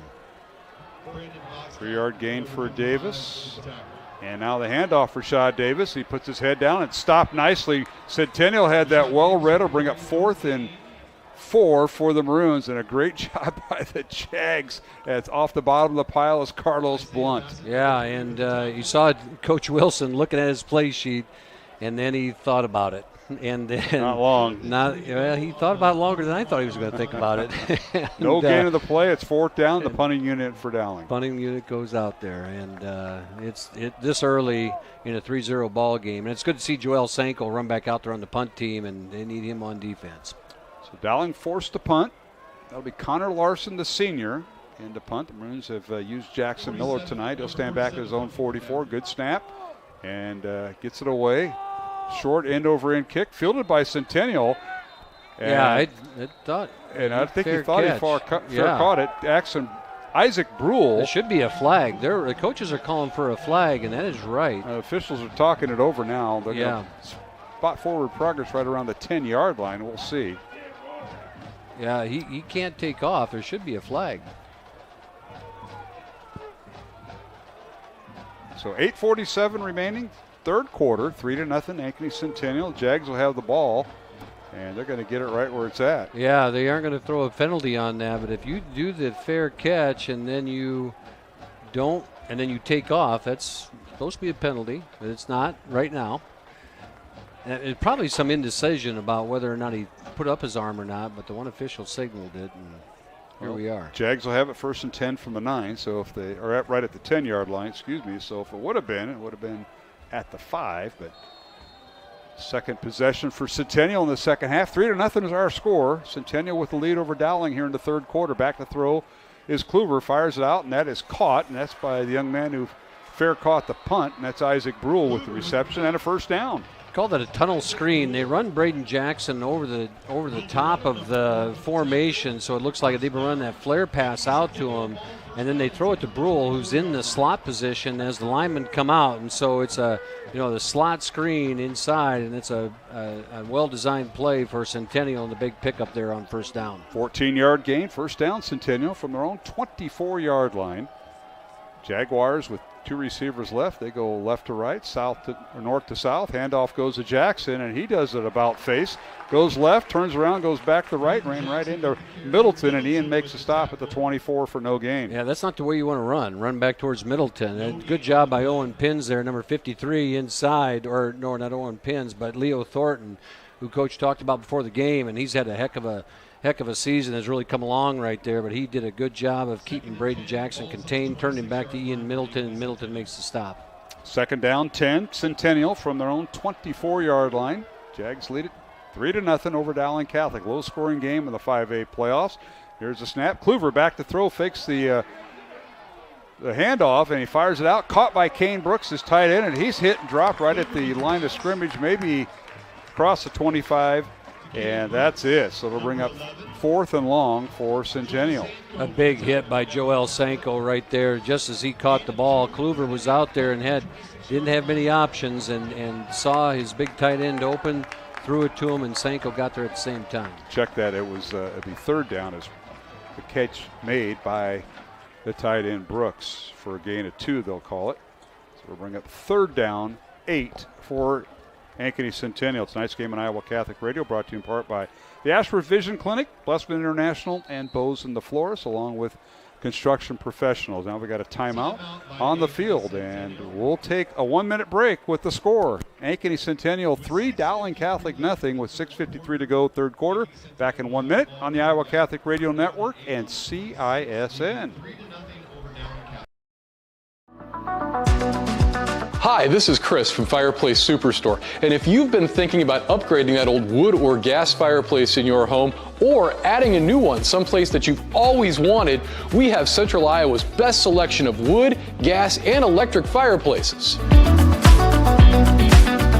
So if you've always wanted to add some warmth and beauty along with value to your home, come see us at Fireplace Superstore today. 10820 Douglas in Urbandale.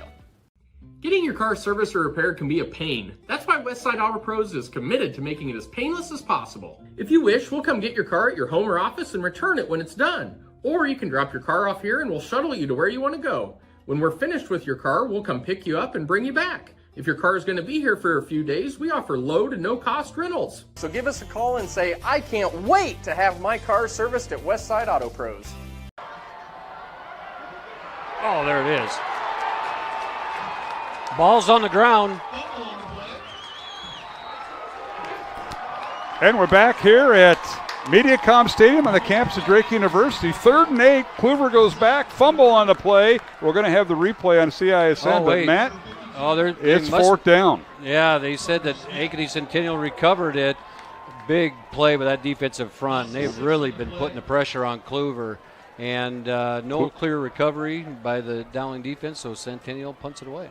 It'll be a 6-yard sack for the Dowling defense, and it'll bring up 4th and 10, or 4th and 14 for Centennial. And here's the snap and the punt by Bassett, fielded by Dowling, and that is the Maroons with it on the return. Nice job that time by Sam Drexler.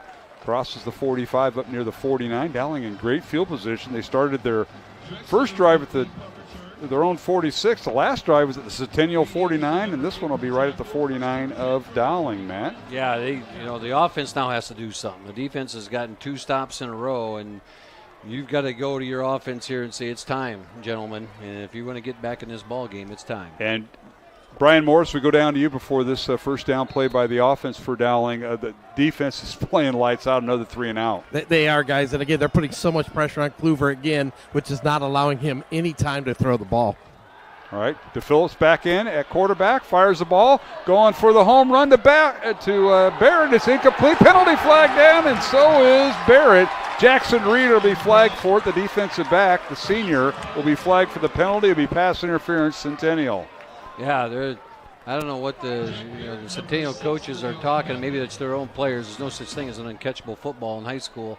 And the ball was in range, and the defender ran into him. It's a 15-yard penalty, and Dowling gets their first break of the ball game. Yes, they do. Brad Bunning, our referee tonight. Jason Higgins, the umpire. James Leach, the head linesman. Gabe Capps, the line judge. And Brett Fridley, the back judge. So it's first down Dowling. They'll move the ball to the 36-yard line of Centennial. One thing about going tempo on that last series like Dowling did, it didn't give the defense much break. But, that's the danger of going tempo, that you get the ball right back to the offense. But now we'll see what happens here on this series for the Maroons. 1st and 10 Dowling from the Centennial 36. 3-0. Ankeny Centennial leads Dowling. Low-scoring game. 6 minutes remaining, third quarter. Parker DePhillips at quarterback. On play action. Back to throw. Sets up in the pocket. And the pass incomplete to Trey Wilson. Well defended that time by Noah Carter, the senior linebacker. Yeah, and he saw his first read disappear and then went back and came back to the sideline here with Trey was sitting for the safety valve and just a little bit off as the pocket started to collapse around him. So here you go on 2nd down and 10. Well, the Maroons went to the air attack, but now they go into pistol formation. Middleton will play fullback.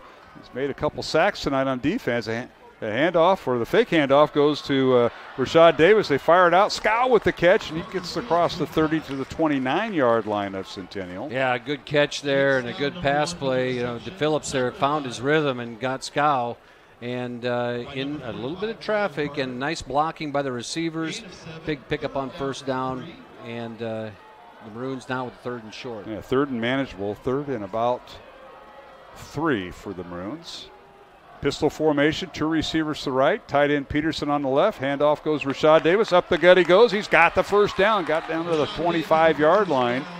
And a first down Dowling. And Rashad's going, I carried it 44 times in the last game. I got a little gas in the tank at night. I've only probably carried it about a dozen times. And, that's the credit to the Centennial defense. But he keeps grinding them out and getting 4 or 5 yards a pop. I was wondering if you talked to him this week and how much time he needed to recover. Was it Wednesday he finally recovered? Rashad's got a motor. I think he was going all the time. 1st and 10 Dowling, and now DePhillips, a pass caught by Scow, slips a tackle and gets inside the 25 down to the 22-yard line to pick up a 3 on that little quick hitter. And when you're doing those plays, you're really trying to soften that defense up, stretch them out, create spaces. So when you do the RPO, when you give on it, it creates a little seam for Rashad in that secondary. All right, 2nd down, 8 for the Maroons. Ball on the Ankeny Centennial 22-yard line. 4.5 minutes to go, third quarter. Dowling trailing 3-0. Handoff Rashad Davis left side. Slips a tackle inside the 15, and he's drugged down at about the 13-yard line to pick up a 9 with a Dowling first down. Big run there by him, and nice block by Ian Middleton. Ian Middleton just all over the field, and great block there. Rashad did a good job of following Middleton out to the left edge. Cuts up behind him, and then you got Carter Barrett and Brady Hagan on the inside, Ian Middleton on the outside. Rashad Davis first down. Yeah, Middleton will come out as the Maroons will put in an extra receiver. So Scow will split out wide right with Trey Wilson and Sam Drexler. Rashad Davis in the backfield and Peterson tight end left. Handoff. Rashad Davis slips a couple tackles inside the 10, still fighting for yardage, and they'll go down to the 7-yard line to pick up a 6 yards. Tackle there made by Cale Woods and company as Rashad slips out to the left side and is able to get decent yards off the edge and a big pickup on first down. 2nd down and 4 And now to Phillips in the end zone. Touchdown, Trey Wilson on a quick hitter. They fake the handoff to Rashad Davis up the middle, and Wilson on a slant pattern. Touchdown Dowling from 7 yards, and Dowling takes its first lead of the night. There's the run setting up the pass, and you see that offensive line starting to take control. Here they go, Dowling, and I was getting... Yeah, this is a replay here. And Trey comes wide open over the middle. Now the extra point by the Maroons. Long snapper is Wyatt Jones. DePhillips will stay in the hold, and Marty Blount with the extra point, and it's up and good. 7-3 now.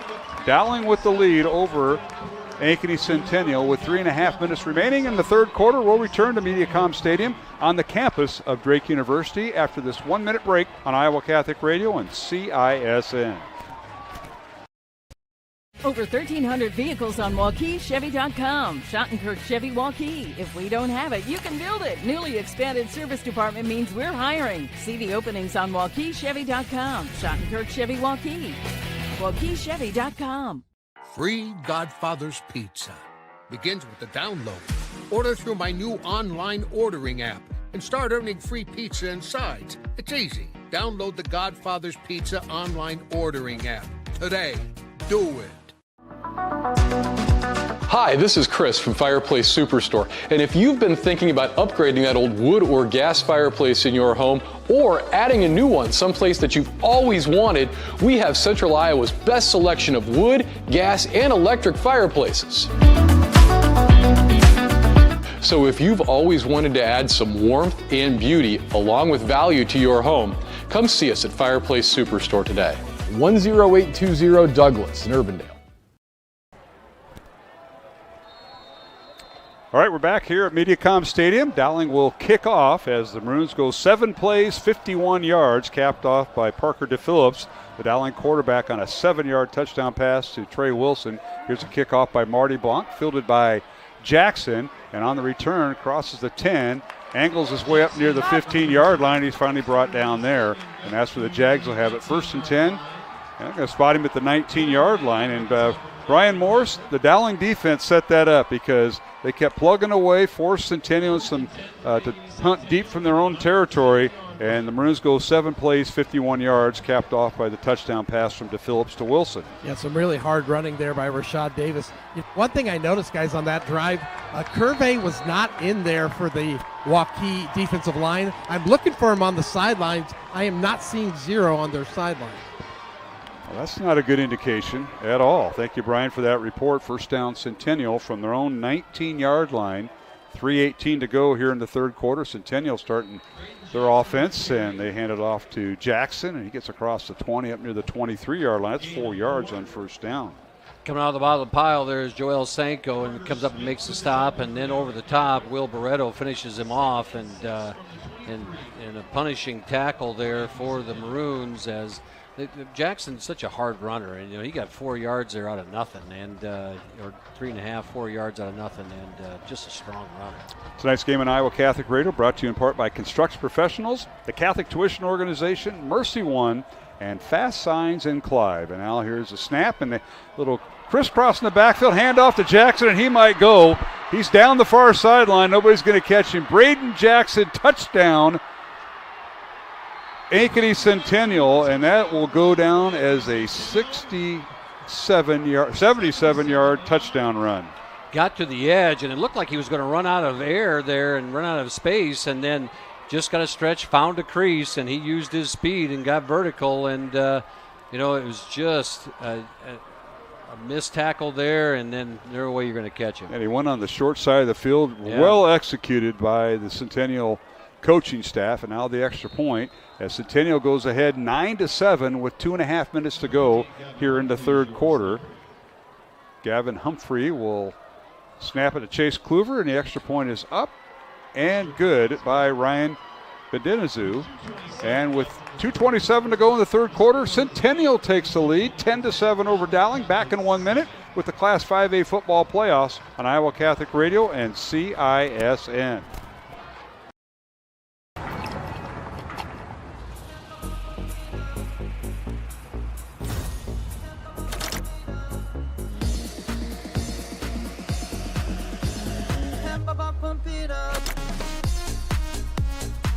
fuel choice that even rivals can agree on? Now that's worth the hype. Cheaper, cleaner, and homegrown. Pump it up with unleaded 88.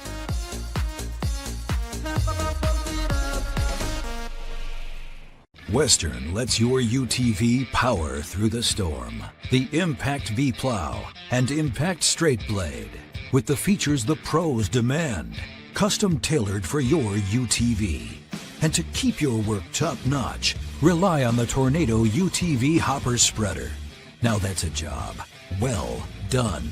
Western, more jobs done faster. Visit Truck Equipment Inc. today at truckequipmentinc.com. Back here at MediaCom Stadium, here is the kickoff by Benazub, and it's fielded at the 25 by the Maroons, and on the return, Dowling will advance the ball across the 30 up near the 35-yard line, and that's where the Ian Middleton is brought down on the return. That'll be first and 10 for Dowling Catholic as Braden Jackson gets loose for a 77-yard run, capping off a two-play 81-yard drive, 10-7 Ankeny Centennial. Brian Morris, let's go down to the Dowling sideline to you for an update. Yeah, just the euphoria of Dowling scoring, making a good play on first down, and then that run just kind of changed the momentum in this stadium. But again, offensively, we'll see if the passing game can get going in this drive. We got Reed Anderson down in the field for Centennial right now as he went in there to make the tackle on Ian Middleton as Ian Middleton scooped up that kickoff. And Ian Middleton was shot out of a rocket, and there was a collision there at the 35-yard line, and hopefully Reed just got the wind knocked out of him, and he's going to be all right. Well, we certainly hope so. Reed, his dad is a defensive coordinator, and that's Taylor Anderson, and Reed is an outstanding. He leads the team in tackles this year coming into this game. 73 tackles, leads the team, and he's walking underneath his own power, and hopefully he'll be back in. Good family. His mom, Holly. I think doesn't he have to come off for a play? Well, he should be off. Yeah. They're waving him off. Yeah. The coach staff's going, son, you can't stay out. I think he tried to sneak back behind the trainer. I think he did too. But his mom is Rick Wilco's daughter, Holly Wilco, and that's his mother. So good family, and he'll be back in once he gets cleared by the trainers over there, and hope all is well. Dowling with the first down from their own 35-yard line. 10-7, Centennial with the lead. Joey Nahas in, hands it off to Rashad Davis, helps the tackle at the 40 down the far sideline, and finally running the Browns in midfield. Rashad on a great run.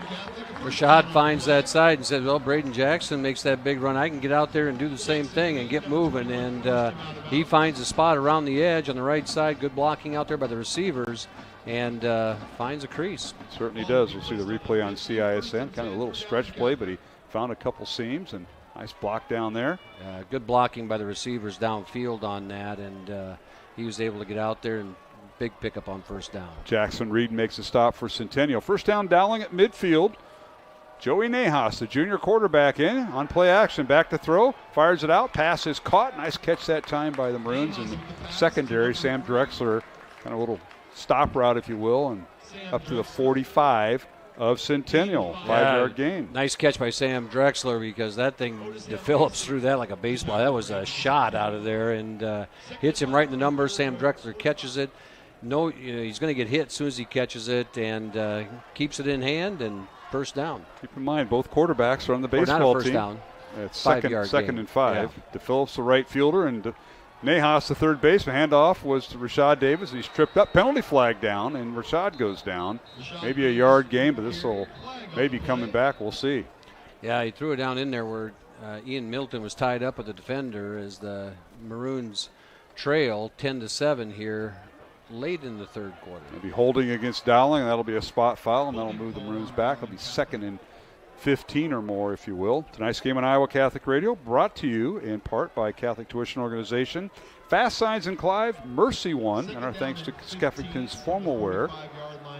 If you patronize our sponsors, tell them you heard the game on Iowa Catholic Radio, and what a great job the principal does every Friday night. That's Matt Maindring, my partner here in the booth. Yeah, you bet. 2nd and 15 Dowling. Nahas back to throw, now being chased. Avoids one tackle, still on his feet at midfield, and finally is hit and dropped inside the 50 at the 47 of Centennial. And Nahas decided to put his shoulder down and deliver the blow. It's better as the running back to deliver it versus receive it, and he lowered his shoulder and made the defender pay for the tackle, as he did get outside the edge and makes a good play to finish. But it is, we do see, well, that was number 9. I haven't seen 8 back on, I guess.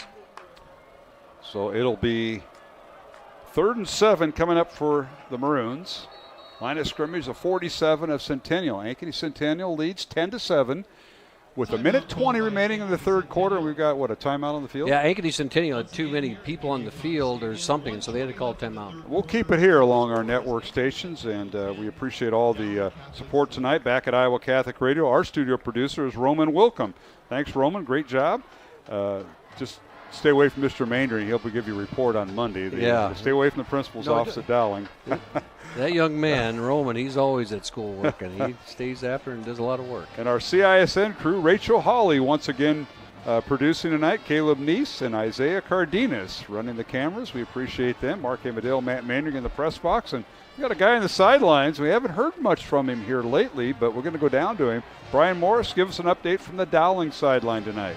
You know, guys, I did spot Curvey. He's about on the 35-yard line on the south side of the stadium, and he's just standing there, and not a lot of coaches around him, so there must be something going on with him that he can't be in this game. Again, the All-Stater who's going to Kansas next year. Yeah, his dad was tremendous. Brent Curvey was a tremendous player for Iowa State, and was on the coaching staff at Grandview, and I was covering their games, and just a tremendous talent. But yeah, he's standing over there waiting to get in. Hopefully he can. All right. It's 3rd and 7 Dowling from the 47 of Centennial. Handoff Rashad Davis, and penalty flags down. Rashad now needs a block down the near sideline. Scampers down it, and he's finally hit out of bounds at the 20-yard line of Centennial, but this may be coming back. We'll see. Well, it's interesting to see what the call will be, because they threw it right towards the line of scrimmage, and unless there's motion. Spot him out of bounds at the 18, but this is all coming back. Yeah, they're walking backwards. So another penalty, and these are becoming drive killers for the Maroons. The last one was a holding call. This one's an illegal shift. And they're going to mark it off from the line of scrimmage, so that'll put Dowling back 3rd and 12. It's a 5-yard penalty. You know, and you like to see that when you're that confident you can run the ball on 3rd and 6 and get a first down, and then it gets called back by the illegal shift, and that changes the dynamics of the play when you're going from 3rd and 6 to 3rd and 12 now. So the ball's back at the 48-yard line of Dowling. Maroons will put 3 receivers to the right, 2 to the left, empty backfield, and no tight end with Joey Nahas at quarterback. Nahas looks left, throws left, fires it out. Caught by Rashad Davis inside the 40. He's got the first down. Driven down at the 39 of Centennial. What a play. And you move the receiver out there. That's your tailback. Yeah, great play by the Maroons right there. And Rashad Davis, nice catch, and takes it and immediately gets vertical up the field to get the first down. And great execution there by the Maroons. 13-yard gain. We'll see it here on the replay on CISN. And, you know, Rashad's in the slot here, and he ends up just hooking at about, 1-2 yards short of the first down, and ends up with a missed tackle. I should say he was about 5 yards short, and turns it into the first down. So 1st and 10 Dowling, 3 receivers right, and the pass goes right, and the pass is caught nicely that time by Drexler down the far sideline, still on his feet, the 15, 10, 5, touchdown, as a couple of Centennial Jaguars collided at the 15. Touchdown Maroons from 39 yards out, and Sam Drexler. And on for Drexler, that is his 3rd touchdown reception of the year from Nahas. Here's a replay, Matt. Yeah, Sam Drexler showed his skills right there, and he just has a stop and a start over here. Sheds a couple blockers, 2 people peel off, and he ends up free. And great run by him, and all of a sudden this defensive battle turned into an offensive battle. So with 25 seconds left to go in the third quarter, Dowling retakes the lead 13-10. Now Marty Blount in for the extra point to Phillips on the hold. And the kick is up and good. Dowling up 14-10 over Centennial with 25 seconds remaining here in the third quarter. Timeout on the field. We'll be back after this 1-minute break on CISN and the Iowa Catholic Radio Network. Save big at DeArmond CDJR Ames. Receive 2.9% for 84 months on the new Dodge Hornet RT, Grand Cherokee 4xE, and Jeep Wrangler 4xE. New Ram 1500 4x4s at one low price of $35,990. New Ram HD Crew Cab 4x4 starting at $47,990. That's over $13,000 off. Plus up to $10,000 off MSRP on new 2024 Grand Cherokees at the all-new DeArmond CDJR Ames. DeArmondAmes.com. Metro Heating and Cooling is celebrating 40 years of keeping Des Moines comfortable. To celebrate, this October we're offering $40 off one of our seasonal maintenance plans or $40 off any repair. Get your home ready for the colder months with expert care and big savings. Whether it's a quick tune-up or a much-needed fix, we've got you covered. So call Metro Heating and Cooling today to celebrate 40 years with $40 off this October. Trust the team that's been keeping you warm since 1984. All right, Dowling goes 5 plays, 65 yards, capped off by Sam Drexler's 39-yard touchdown reception from quarterback Joey Nahas. So both Dowling quarterbacks, Matt, have thrown a touchdown pass tonight, Parker DePhillips and Joey Nahas. And here is the kickoff by Marty Blount, angled near side, inside the 10. It's going to bounce. Just inside. Missed the pylon, so it'll be a touch or be out of bounds penalty. A 35-yard line is where Centennial will take over, but the Maroons have taken the lead back 14-10 over Centennial. Final 25 seconds of the third quarter. Brian Morris, let's go back down to you. A big lift for the Dowling offense there. Yeah, it wasn't. That third down pass to Rashad Davis was pretty huge, but that play there, in my day, you called it there was some jock straps left on the field. Sam Dressler left some jock straps on the field. Yes, he did. Yeah, it's hard to believe it's only his third touchdown reception of the year, but you are dating yourself. Yeah, Brian, those terms went out a long time ago. I don't know if you got the memo or what, but all right, first down, Centennial from their own 35, and now here is Jackson trying to go. A lot of east-west running. He's finally run out of bounds. May have gotten a yard. They'll give him 2 up to the 37. They'll bring up second down. That might be the final play of the quarter. Yeah, they're going to let the clock run out here, and you see Braden Jackson, who's had to carry the ball a lot tonight and carry a lot of load, walking slowly back to the huddle. And he's a warrior. Yes, he is. He'll keep going. All right, we've come to the end of 3 quarters of play in this Class 5A Iowa High School football playoff game here at MediaCom Stadium on the campus of Drake University in Des Moines, Iowa. Our score, Dowling 14, Ankeny Centennial 10. Back with the fourth quarter in 1 minute here on the Iowa Catholic Radio Network and CISN. If you grill it, he will come.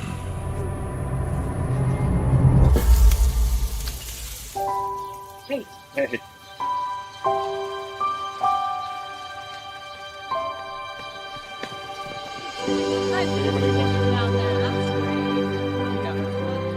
Is this heaven? Nope. It's fairway.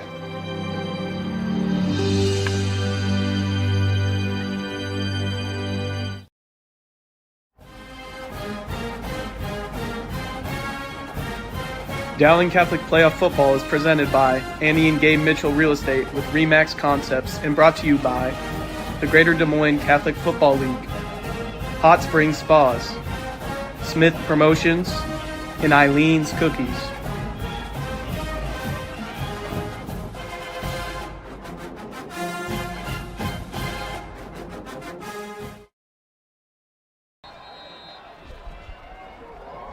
All right, fourth quarter is underway here at MediaCom Stadium. Kluver back to throw, fires it out, hits Jackson with the reception, makes a move, and finally wrestled down and picks up the first down as he crosses the 45 of Centennial. It's 14-10, Dowling with the lead as we start the fourth quarter here, Matt Maindring. Yeah, first down play there for Centennial as they run that little screen play that they've had some success with, and they were able to get a hit on Dylan Manning, kept him right off of Jackson until he was able to fall forward and get the first down. Line of scrimmage is the 47 of Centennial. 10-yard gain on that last play by Braden Jackson from quarterback Kluver. Jags now with the receiver at each side of the formation. Kluver out of the shotgun. Gives to Jackson, runs the right side, found a hole, and it's a foot race. Jackson loose in the secondary and finally caught from behind at about the 30 or 25-yard line of Dowling. But what a run by Jackson, and what a touchdown-saving tackle by Dowling. And so they shifted again. You watched it before the play. They shifted a tackle over and created some space on the right side of that line. It's an unbalanced front, and they were able to kick out the end and slide inside.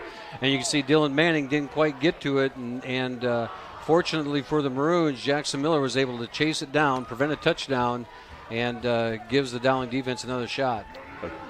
28-yard run by Jackson, 1st and 10, Jaguars at the Dowling 25. 14-10's our score, Dowling with the lead.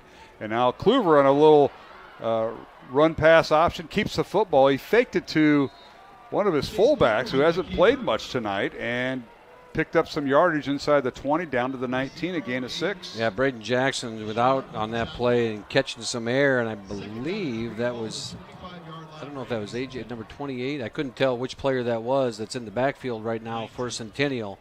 But you're right, Mark, the ball fake there. Kluver keeps it up the middle, and a big gain on 1st down. Yeah, we haven't seen too many numbers other than 1 out there for Centennial. And I think it's Devin Good. Yeah, 38, you're right. It's Good in the tailback, and he faked the handoff to him. Kluver down the middle, and the pass is tipped and incomplete. Somebody got it at the line of scrimmage, and Sam Heather was the intended receiver trying to get it, but Dowling again tipping a pass at the line. That was Aiden Ducharme, dropped back into coverage, and this was a play that hurt him in the first game, and Ducharme not getting deep enough. Now here he got deep enough, able to get his hands on the ball, tips it up in the air, and prevents that ball from getting delivered. Well, he climbed the ladder there, did Ducharme, number 0 for the Maroons. Brings up 3rd and 3 Centennial. Line of scrimmage to Dowling 19. Jackson back in there at tailback. Took a couple plays to get his breath, and rightly so. Kluver out of the shotgun. Fakes it to Jackson, fires it near side. The pass is caught by Caleb Reed, and he's got the 1st down at the 12-yard line of Dowling, pick up a 7. 1st down there, and a good pass and catch, and good ball fake there as everyone has his eyes on Jackson, and Kluver throws a rifle shot out here to the right side or left sideline, and nice catch by Reed, and 1st down. So 1st and 10, Centennial. Line of scrimmage to Dowling, 12-yard line. 9:45 remaining here in the 4th quarter. Centennial has 1 timeout remaining. Dowling has all 3 of theirs. Kluver with the receiver on each side of the formation. Here's the snap. Give to Jackson. Slips a tackle.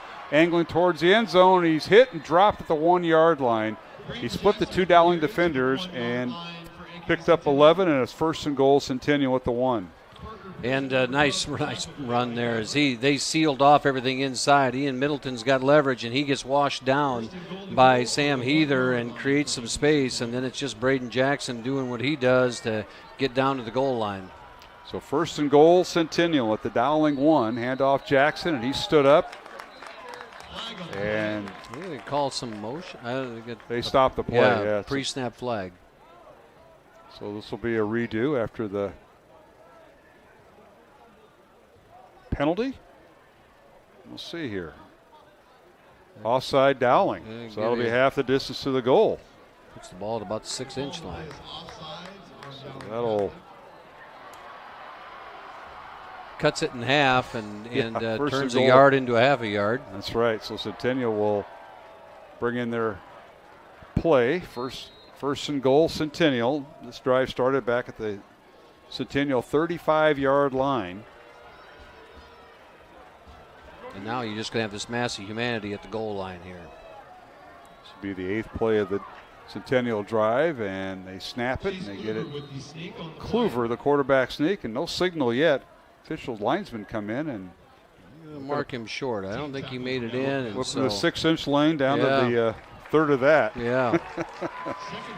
Bring up 2nd and goal from the 6-inch line. That's a no gain. Actually, by the looks of it, backed it up. You're right, a half a yard, right? Or about maybe 6 inches or so. Yeah, almost back to the original goal to goal. So 8.5 minutes remaining, 4th quarter. Game clock continues to run. 14-10 Dowling, but Centennial threatening. Quarterback sneak by Kluver. Trips over one of his own man. I don't think he got in, and he didn't. No, he's going to be short again. And when his lineman went to block, and of course, their legs come out from under him, he tripped over one of them and didn't fall forward, so it'll bring up 3rd and goal Centennial. This will be the 10th play of the drive from the 1. He's getting stingy here. Centennial looking to their bench. And as the clock continues to wind with 7:50 to go, what this does just shortens the game, and another big stand here for the Dowling defense. So they do it 3 times in a row. I got a feeling there's a fake in here. All right, 3rd and goal Centennial. Jags trying to take the lead back. Got a couple lead changes tonight. Oh, Here's a little bad snap. Kluver picks it up, and he's dropped right at the 4-yard line. They'll move him down to the 3, and he'll lose 2 yards. Wow. And that's a big thing right there, because now Coach Pezzetti's got a decision to make on 4th down. 4th and 1 from the goal line. The snap came early. So whatever happened, the ball came out early, and make the stop at the 3-yard line. Now Coach Pezzetti's got a decision. Kluver made a tremendous athletic effort there because he was not looking, and the ball came early, as you mentioned. It was a low snap towards his shins, and I'll tell you what, Chase Kluver made an athletic play to save it down. So now it's 4th and goal from the 3, and Centennial going for it, apparently with 5 on the play clock, pistol formation, and they're not going to run a play. Timeout, Centennial. That's their last timeout. So we'll keep it here. 6:48 to go here in the 4th quarter. Dowling 14, Centennial 10. It's 4th and goal at the Dowling 3 for Centennial. This will be the 11th play of the drive that started back at the Ankeny Centennial 35-yard line. Mark Amadale, Matt Mainring. Let's go down to the Dowling sideline. Brian Morris, you're down there. I don't know how close you are to the end zone, Brian, but what a stand. It was by that Maroon defense. They were getting really low, taking out. The quarterback had no room to move. That 3rd down play, the quarterback's head was turned, Kluver's, and then the ball got snapped, and there is some frustration going on with the Ankeny team after that play happened, guys. Well, Centennial, if they kick the field goal, they trail by 1. You got to think they want to do something in the end zone, and they've got to have a play they haven't run tonight, Matt, on their back pocket. Well, this is, you're right, Mark, and it's exactly where your extra point would come from. So whatever plays you've done as a trick play, everybody's got a 2-point conversion play that they keep in the bag, and they're trying to do something with. And so, but I got a feeling that Braden Jackson's going to touch the football. Well, he should. Yeah, you're right. He is the best player out there by far. And that's no disrespect to Ian Middleton tonight or any Dowling. But, all right, pistol formation. Ankeny Centennial going for it. 4th and goal at the 3. Now they'll make a big shift. Empty backfield. 3 receivers to the right. Put a man in motion, and that's Reed. Back to throw is Kluver. Fires it out. The pass is broken up. Parker Pearson. How about that? Caleb Reed, the intended receiver, with the catch, but Parker Pearson leveled him. How about that? Parker Pearson, what a play. What a play. Watch the replay. We'll get this. Yeah, great job. He saw the guy in motion. He makes the read, and it's just a sprint out to the side. He's in motion. He's running with him from the snap and gets there and makes a play. The pass was actually caught, so Dowling will take over at the 2-yard line. Technically, it's a gain of 1, but the Maroons hold on downs on a goal line stand at the 6-inch line. Yeah, goal line stand right there. And when you're in that goal line defense, it's man-to-man, so everything is man-to-man. And so when that kid went in motion across the formation, Parker's sprinting with him, which made him able to make the play. All right, Joey Nahas in at quarterback as Dowling alternates quarterbacks. Handoff for Rashad Davis from the 2, and he squirms his way up near the 4 for a gain of 2 to bring up 2nd and 8 for the Maroons from their own 4-yard line. What a goal line stand with 6:30 remaining here in the 4th quarter. Dowling up 4, and Centennial elected not to kick the field goal to cut it to 1. Now Rashad danced in the end zone there a little bit longer than I would have liked him to. I knew the coaching part would come out, but you're right. And he finally got going forward and gets a nice little pickup, a couple yards. You have to talk to Coach Meeks about that. Yeah. Handoff goes to Rashad, and he stood up at the 4, and that'll be about it. No gain on the play. Great job by the Centennial defense. They stack him up and put him down, led by Isaac Rule, who came from the safety spot, and he was they're just putting everybody in the box right now. I don't blame them. They loaded it up right there, and big play. I believe the jersey got stretched out there. Big number 68 was in there and made that stop, and wrapped up Rashad. I believe that's Deacon Pierce.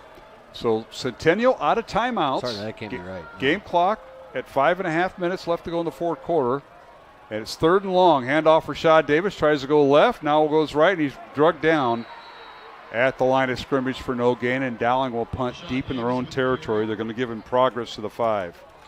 So, the Centennial defense does stand up there and is able to create get the ball back. And here you go now. Again, the defense is going to be back out there, hopefully with a little more room. This is a big punt. That's right. And Brian Morris, if you're Centennial, do you put the punt block on right here? Guys, they have gotten they're pretty good over the last couple punts. I definitely would try. Again, what you pointed out, Mark, Ankeny has 0 timeouts left, which is probably a little disconcerting for them right now. Yeah, no question. Dowling's got to be careful not to step out of the back of the end zone with Jackson Miller punting. High kick. Oh, nice. Great punt. Nice punt. And Centennial does not call for a fair catch, and it's fielded right there by Isaac Brule at the 48-yard line, and he'll return it to the 46. So Centennial will have pretty good field position. 1st and 10 from the Dowling 48-yard line with 4:33 remaining on the game clock and no timeouts remaining for Centennial here, Matt. Great coverage there. And, you mentioned Wyatt Jones being the long snapper right there. And when you have an athlete like Ryan Jones snapping it, he's the first one down the field because they can't hit him when he comes off that line of scrimmage. And so he sprints down the field, makes the adjustment, and then I believe it was Parker Pearson on the stop. All right, Centennial, 1st down at the Dowling 46-yard line. And here's Kluver. He's going to keep the football, and he's got the 1st down inside the 40 down to the Dowling 35. Big pickup on 1st down for Kluver as everybody's got their eyes on Jackson. He turns around and keeps it. Option play for him and goes around the right side for a big gain. 11-yard gain, 1st down, Centennial, and you see it on the replay on CISN. Well done by Chase Kluver, and gives Centennial a 1st down at the Dowling 35. Centennial cannot stop the clock with a timeout. They can by going out of bounds or a 1st down. We approach the 4-minute mark. Here's a snap, low snap, now the reverse, and they give it to Isaac Brule down the far sideline. He's got the 1st down, makes a move, still on his feet at the 20, and brought down at around the 18-yard line of Dowling. Well set up play, and they had space around that right side, and he turned it loose and got down the sideline, and big gain for him. And I thought he was going to get to the end zone there. Well-designed play. We watched the replay here. That's the Kluver play from before, and I believe Brule is down the field right now. He's the one they're tending to on the sideline. So we have a timeout on the field. We'll keep it here. Now we're going to see the play, the reverse, as Jackson just toss it over to Brule and makes good yardage inside the 20. They bring him down right around the 18-yard line. Injury on the field. And we want to mention our sponsors. Once again, our thanks to Fast Signs in Clive, Skeffner's Formal Wear, Mercy One, and Bose and the Floors. We want to thank them on Iowa Catholic Radio. Mark Amadeo alongside Matt Mandering tonight. Down on the field is Brian Morris. And Brian got an injury to a Centennial player. Looks like he's sitting up, but they're still addressing his injury. And give us an update on the Dowling sideline, Brian Morris. Yeah, the Dowling defense, guys, they do such great pursuit of the ball, and I think that caught them on that play with that reverse. You had too many guys going after the ball, just wide open field on the, the right side of the field. Well, let's see if this Dowling defense has a goal line stand left. And Matt, you got an update with some scores. A couple other score updates. Southeast Polk now ahead of Iowa City West 35-8. Valley went back in front of Johnston. They trailed. They're back in front 21-20. And still 14-7 Liberty ahead of Ankeny. 1st and 10 Centennial from the 18. Handoff Jackson, and he lunges his way to the 16 for a gain of 2. It'll bring up 2nd and 8 for Centennial as the game clock runs at 3:40 and counting. You just feel like with the way this game has gone here that this is the last series, and the way Ankeny is approaching it as well with their offenses. They're just trying to get down here right now, and they got to punch it in the end zone. All right, 2nd and 8 Centennial at the Dowling 16. The Maroons lead by 4, 14-10, 3:15 remaining, 4th quarter. Here's the snap. Kluver will keep it on the read option. They cut his legs out from under him, And that's Middleton on the stop, and he went. Joel Sanko. Excuse me. Joel Sanko. Wow. Came out and cut him down at the line of scrimmage. That's a highlight film replay. Yeah, they had, someone on top. They've run this play a couple times now, and this one too many times to the well. Joel Sanko says, I've seen this. Yeah, Middleton was right there, and they forced him to go outside, and Joel cut him down. Back to the 17, a loss of 1 by the Ankeny quarterback. Carter Smith on that play as well with Sanko. Good play for the defense. Here you go, 3rd and 9. From the Centennial 17, Kluver back to throw, looks right. Now he's hit as he throws. Is that a live ball? Is that a live ball? Incomplete. Okay. Incomplete, the official on the far sideline says. He was hit, and we didn't know if it was a fumble or a thrown pass, and it's incomplete. 4th down and 9 for Centennial at the 17. Yeah, here's your ball game coming up, and good pressure there by the Maroon defense again, and I believe that was Carter Smith. Yes, it was. That's that senior leader getting penetration and driving the offensive lineman into Kluver. Now, here Ankeny Centennial can't call a timeout, so they can't talk to their kids, and they've got to come up with a play and try to execute here. All right, Centennial, 2 receivers left in the formation. 1 back in the backfield, and that is Jackson. Back to throw out of the shotgun is Kluver. Now being chased, fires into the end zone. The pass is incomplete. It is incomplete. The intended receiver was swallowed up by a host of Maroons. Wow. What a play. We'll see it on CISN on the replay. That might do it, Matt. I thought he caught it. I just, Kluver did a heck of a job of keeping himself alive in the pocket. Pockets collapsing around. He throws it up, and that ball just bounced clean. Great play. Will Barretto was the Dowling free safety right there. So Dowling will take over from their own 17-yard line and a timeout. So we'll take it with them. With 2:21 to go here in the 4th quarter, Dowling Catholic 14, Ankeny Centennial 10 on Iowa Catholic Radio and CISN. Iowans are working hard, but high prices make it even harder to keep food on the table. Record numbers need help. Your neighbors, your friends, your community. Stopping hunger starts here. Over 1,300 vehicles on WaukeeChevy.com. Schottenkirk Chevy Waukee. If we don't have it, you can build it. Newly expanded service department means we're hiring. See the openings on WaukeeChevy.com. Schottenkirk Chevy Waukee. WaukeeChevy.com. Metro Heating and Cooling is celebrating 40 years of keeping Des Moines comfortable. To celebrate, this October we're offering $40 off one of our seasonal maintenance plans or $40 off any repair. Get your home ready for the colder months with expert care and big savings. Whether it's a quick tune-up or a much-needed fix, we've got you covered. So call Metro Heating and Cooling today to celebrate 40 years with $40 off this October. Trust the team that's been keeping you warm since 1984. And we're back here at Mediacom Stadium on 1st down. Rashad Davis on the carry for Dowling Catholic gets it up to the 26-yard line for a gain of 9. It's 2nd and 1 here, Matt Maindring. 2nd and 1, and with the clock winding down, it's almost better that they didn't get the first down. You're a yard short. You think you can get the first down with a couple runs here and try to run that clock down as far as you can. And, I said one first down was going to win it, but it might get here if you get it right now. All right, Parker DePhillips is in at quarterback as the Maroons rotate their quarterbacks. Ian Middleton at fullback. Handoff Rashad Davis over to the left side, and he's hit and gets the first down. That'll stop the clock momentarily with a minute and a half remaining. That should do it. And that might do it. Yeah, that should do it. You got the play clock with 40 seconds left, and now you can run it down. Now you can take the knee. Those math guys on that coaching staff should have that figured out. We were just talking about that. Yeah. How about that, Brian Morris? And here's the best formation in football right now. Yeah, that is. So what a game, guys. 14-10. That defense. We're talking to 3 defensive guys tonight. Well, you got to get Aiden Ducharme. You got to get Ducharme. Yeah, and I'm going to get and number 10, Joe Parker Pearson. He made the play. Yeah, well, we had Barretto. Ian Middleton had the best game of anybody.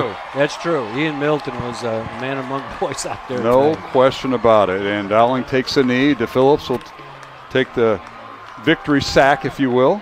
How many? Has it been a couple years?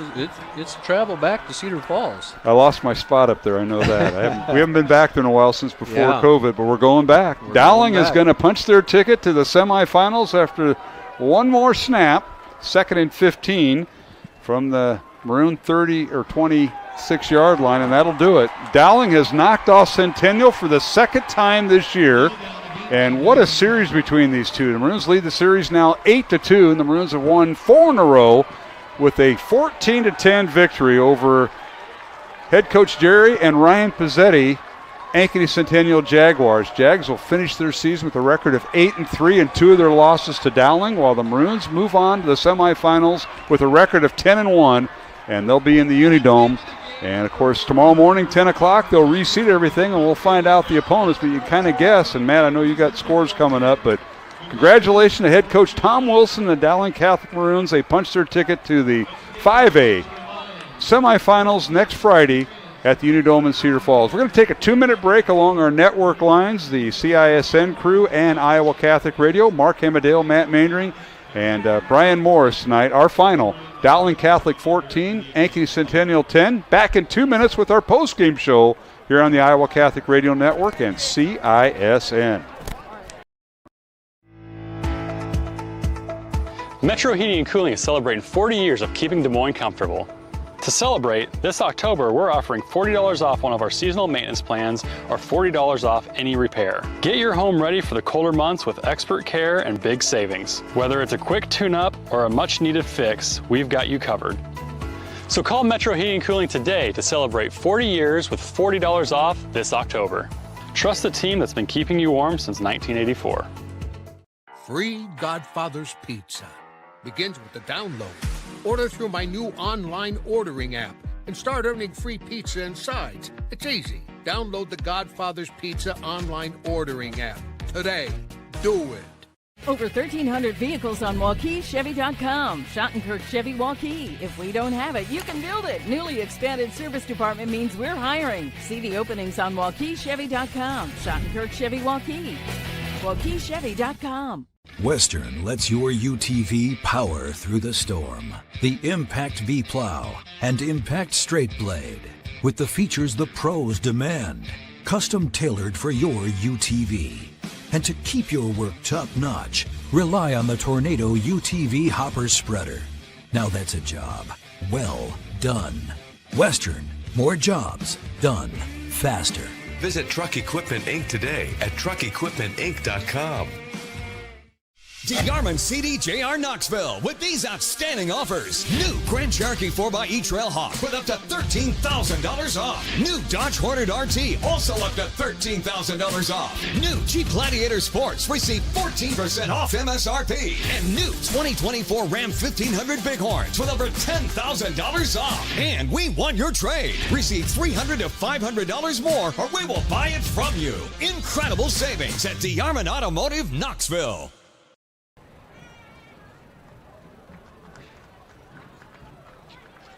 And welcome back to MediaCom Stadium here on the campus of Drake University in Des Moines as the trophy ceremony going on with Ankeny Centennial and Dowling Catholic. The Maroons win it by the score of 14-10. Dowling trailed at halftime by the score of 3-0 and scored 2 touchdowns in the second half to win this defense-dominated game. Hats off to the Pezzettis, Ryan and Jerry. Jerry, the longtime coach at Centennial, at Ankeny, 64 years, and his son Ryan, the co-head coaches. Now the trophy presentation going on as Centennial give their trophy here in the quarterfinals. They close out a tremendous year with a record of 8-3. They won 4 in a row. They've won every game since they got beat by Dowling in triple overtime a month ago. And tonight, Dowling comes from behind and improves their record to 10-1, and they'll play a 12th game in the semifinals next Friday night. It'll be Dowling, and winner of some of the games we'll find out tomorrow morning, 10 o'clock. But Matt, you've been working the scores before we go to our post game. Right now, Liberty is still ahead of Ankeny, 14-7 in the second half. Valley was trailing Johnston 20-14, and now is ahead 21-20. And all these games got to be into the fourth quarter. Southeast Polk is going to win at Iowa City West, so they will be the lowest seed advancing, Southeast Polk. And they're winning 35-8 right now. And so it comes down to whether Liberty or Ankeny wins. If Ankeny wins, Dowling would be playing Southeast Polk. And if the games end like they do right now, it's going to be Dowling and that team of black and orange. But I think that's going to be a battle there with Johnston and Valley down the stretch. No question about it. We'll see how that plays out. Our thanks to our crew tonight. We'll start with our post-game interviews. We're going to be delayed just a hair on that because they had the trophy ceremony for the Ankeny Centennial group for getting to the quarterfinals, and head coach Jerry Pezzetti and his son Ryan presenting that, and we'll get to Brian Morris with some interviews. He'll set that up. And Matt, you got some more stats. Scores. Well, we'll go to the stats here quick. Rashad Davis has 24 carries for 111 yards, and you wouldn't have expected him to have 111 yards that he did. And Nahas has 2 rushes for 15 yards. Braden Jackson rushed it 18 times for 162 yards. He had a big night to end his high school football career. And for the Maroons, in the passing department, Nahas was 4 of 6 for 67 yards, and DePhillips was 6 of 9 for 34 yards, both of them with the touchdown. And then on the receiving end, we've got Sam Drexler with 2 catches for 44 yards, Scow 4 catches for 25, and Wilson 3 for 19. All right, let's go down on the field with our post-game interviews, and we have Brian Morris with, I don't know what to call him the offensive guy, but the defensive guy, Ian Middleton. Take it away. All game long we were calling your name, Ian. You were there sacking the quarterback, making big plays. How did it feel playing out there tonight? I felt great. I know my guys had my back, and I knew if we go out there and give 100% effort, then those guys would be behind me, and it pushes me to do the same every day. You were on that quarterback all night long. Your quickness got over the tackle. What was this game plan tonight? It was to beat that guy. Both of them are really good, high-recruited guys. Those two are just so talented, and I'd give them the title of the most talented in the CIML, and going in knowing there was a challenge, and you never run from adversity, so going there with an underdog mindset and beat them both. I got to ask on that, second to last drive where you guys held them first in inches, and you held them out of the end zone. What was the huddle like? It was a bunch of guys that wanted to win, and that's what it has been all year. Obviously we got some work to do, but we're surrounded by a bunch of winning guys that want to make it, so it's a great position. Mark or Coach Maindring? Ian, this is Coach Mainering up here, and a heck of a ball game there, young man. And, it seemed like your energy at the start really kick-started that defense. And talk about your leadership a little bit. I'm pushed by all my guys, all my seniors. I've played with those guys since freshman year, and those guys push me to be a leader every day. And they challenge me, and I challenge them. So it's just leadership throughout the whole locker room. There's not one leader. Everybody on this team's a leader, all 60 guys. Well, no question, Ian. We had you on earlier this year, but this team has grown up, and we talked about energy to start games. You kind of figured that out after the Valley and the Waukee Northwest and even the Centennial game. Now this team comes ready to play, and you did. First half's a little tough offensively, but, man, you held them to a field goal after they had the ball about 8.5 minutes. It's all our coaches. We have one of the best coaching staff in the CIML, and they never get rattled. They always keep us calm, and we keep our composure, so they keep us going every game. Now, do you have a challenge with pins and Bobo about how many sacks each of you have? Is that a little competition going on we don't know about? Oh yeah. Whoever has the most sacks is buying them breakfast, in the championship game. So. Hey, Ian, thank you for joining us. Best of luck and congratulations. Back to the Dome next week. Congratulations, Ian. Ian Middleton, Dowling, defensive end and fullback, tailback, started the year playing tailback. We appreciate Ian and Brian Morris with him. And Brian, you got a follow-up question? No, I don't. I think you lost a guy. I'm going to get Aiden on next. Yeah, Ian's one of those kids, just a leader in and out of the building. In the building, in the school day, it's just fun to have him around. And Ian's a junior, great young man. You're going to have him around for a couple more years. That's right. He's in my daughter's class. I keep forgetting that. Yeah. All right, Dowling the winner tonight in this 5A quarterfinal game, 14-10 over Ankeny Centennial. Back down on the field to Brian Morris with my man, number 0, Aiden Ducharme. Take it away. Yeah, Aiden, again, I asked Ian, tell me about that second to last drive, first in inches. What was the talk about all you defensive players? Well, we just know that they were going to do a quarterback sneak right at the middle. They did it last time to us when they were 4th and short, so I was just sticking my nose in there trying to stop them at the yard line. Yeah, and again, a lot of times you guys had one big play against you, but other than that, you really held. Talk about the mentality of this defense, especially this late in the season. Well, I mean, most of the people on our team have never been in the Dome, and the mentality was we have to go to the Dome. You know, our end goal is a state championship, and we got to work week by week to get there. You know, coaches had a great plan going into the week, and we came out and we executed. Mark or Coach Maindring? Aiden, this is Coach Maindring, and talk about your development through the year. How much, where you started to where you are now as a player on this defense. Well, honestly, you know, I started the season off with a sprained ankle, so I had to come a long way from there. But you know, the coaches developed us, and I just worked at it week by week. Ankle's getting better, you know, and I feel like I'm playing a lot faster, more explosive. So yeah. Well, Aiden, you lead the team in tackles coming into the contest with 52.5. That's great. But you know what? Let's talk about your position coach, and that's Brian Bumhutzel, affectionately known as Bum. And give us a little tidbit on Coach Hutz. Well, you know, I love the guy. You know, he came into the program this year, coming from DCG, a smaller school. He came into a bigger program, and he's done a great job. I mean, he's one of my favorite coaches on the team. You know, he's a great guy. I love being around him. He really knows what he's talking about, too. I wish he was down on the field with us, though. But, he's a great guy. Hey, Aiden, I got one question. You know, talk about, how calm is Coach Jack? Oh, let's not talk about that. He gets fired up. Yeah, he gets fired up. He's a great coach. You know, he gets on you, but he loves you at the end of the day. And, he's the one who helped us get the victory today. You know, Aiden, you're a captain and you're a leader, and you guys had to, navigate through a lot of things, a little bit of diversity and injuries, and you battled them, and so have others. But you guys are getting healthy. Coach Maindring mentioned that before the game, that you guys are probably as healthy as you've been all year, getting everybody back. Still some nagging injuries, and you're one of them. So that tells you about the grit and what you guys have put into this season. Yep, sure does.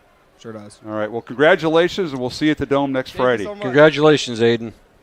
Aiden Ducharme, Dowling Catholic linebacker, a senior captain, led the team in tackles coming into tonight's game. Mark Hamadale, Matt Maindring, Brian Morris here on the postgame show following Dowling's 14-10 win over Ankeny Centennial for the second time this year. Let's go back down the field to Brian Morris, and we got to get another defensive guy on, and that's Mr. Smerdla. Take it away. It's all defense tonight, guys. 14-10. This defense played outstanding. Joe, talk about, again, I've asked all the players, that second to last drive, first in inches, kind of what was your mindset going into that last drive? We just got to stick together, work as a team. We do it every time, and we stick together, and we make plays, and we stop offenses. I mean, that's why our defense is so good, is because we got a brotherhood.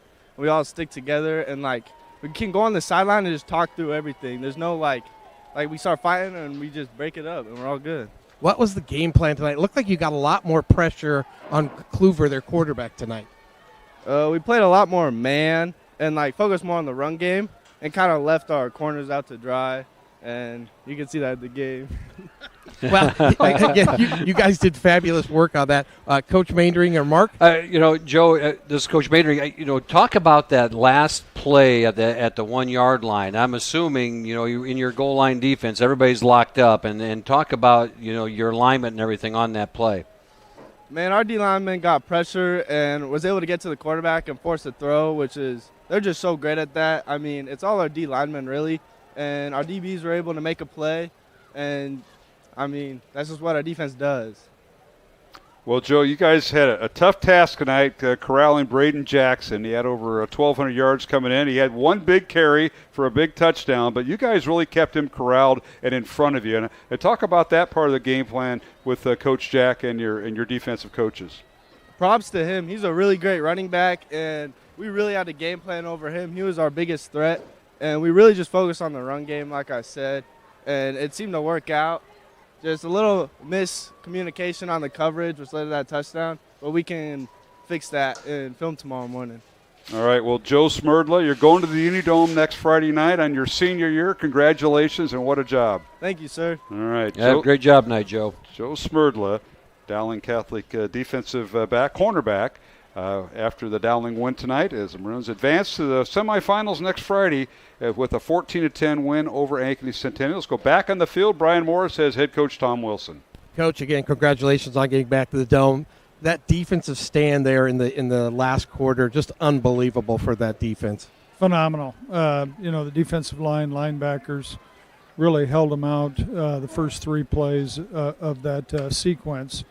And the play by Parker Pearson is as good a play as you'll ever see. He's in man cover. They go in motion. He's outflanked. They've got everything. They've got quads over there.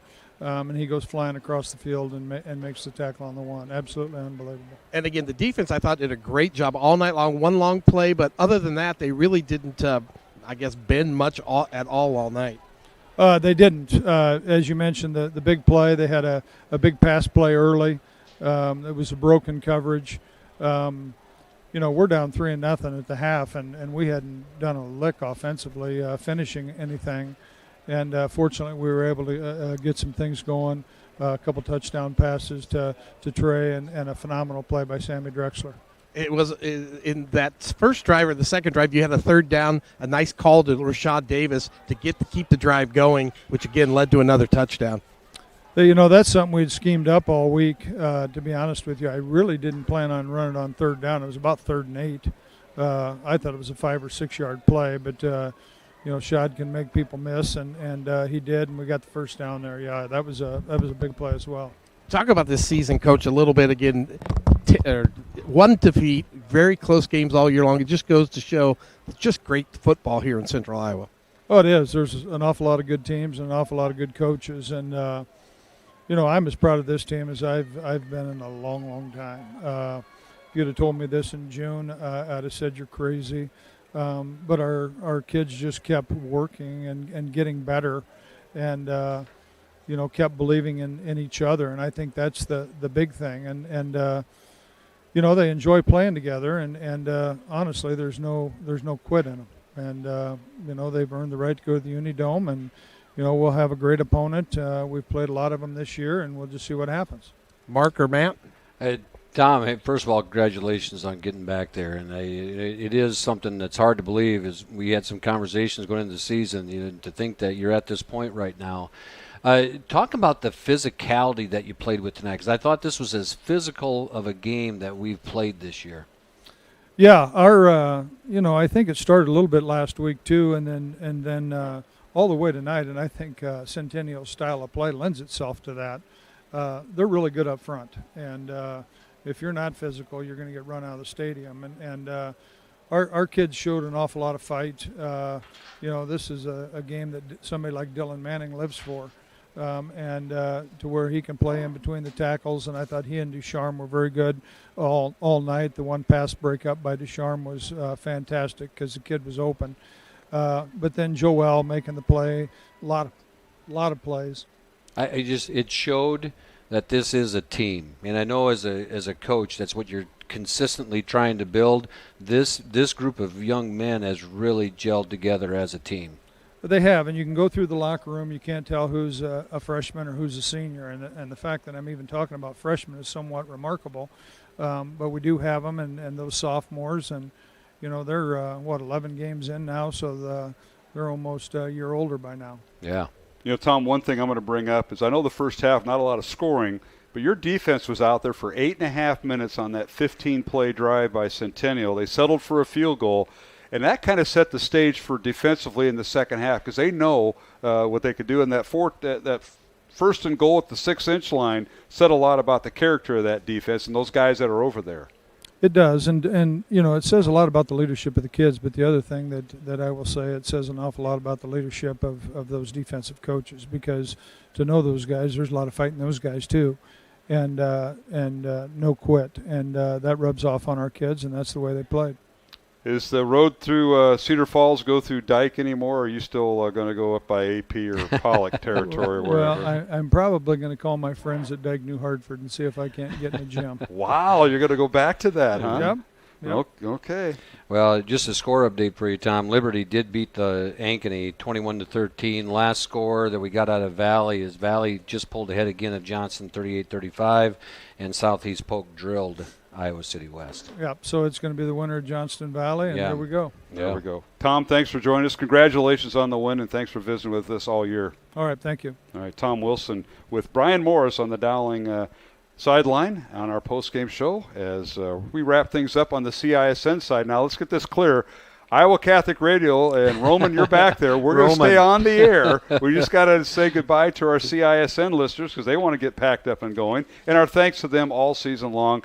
Pete Tarpey and CISN, with Rachel Hawley producing, Caleb Neese and Isaiah Cardenas on the cameras tonight. Great job, staff. We got to dismiss them, but Iowa Catholic Radio will be back. Once again, the final score in this Class 5A quarterfinal, Dowling Catholic 14, Ankeny Centennial 10. So long from MediaCom Stadium on the campus of Drake University in Des Moines with our CISN crew, and we'll be back on Iowa Catholic Radio after this 1-minute break.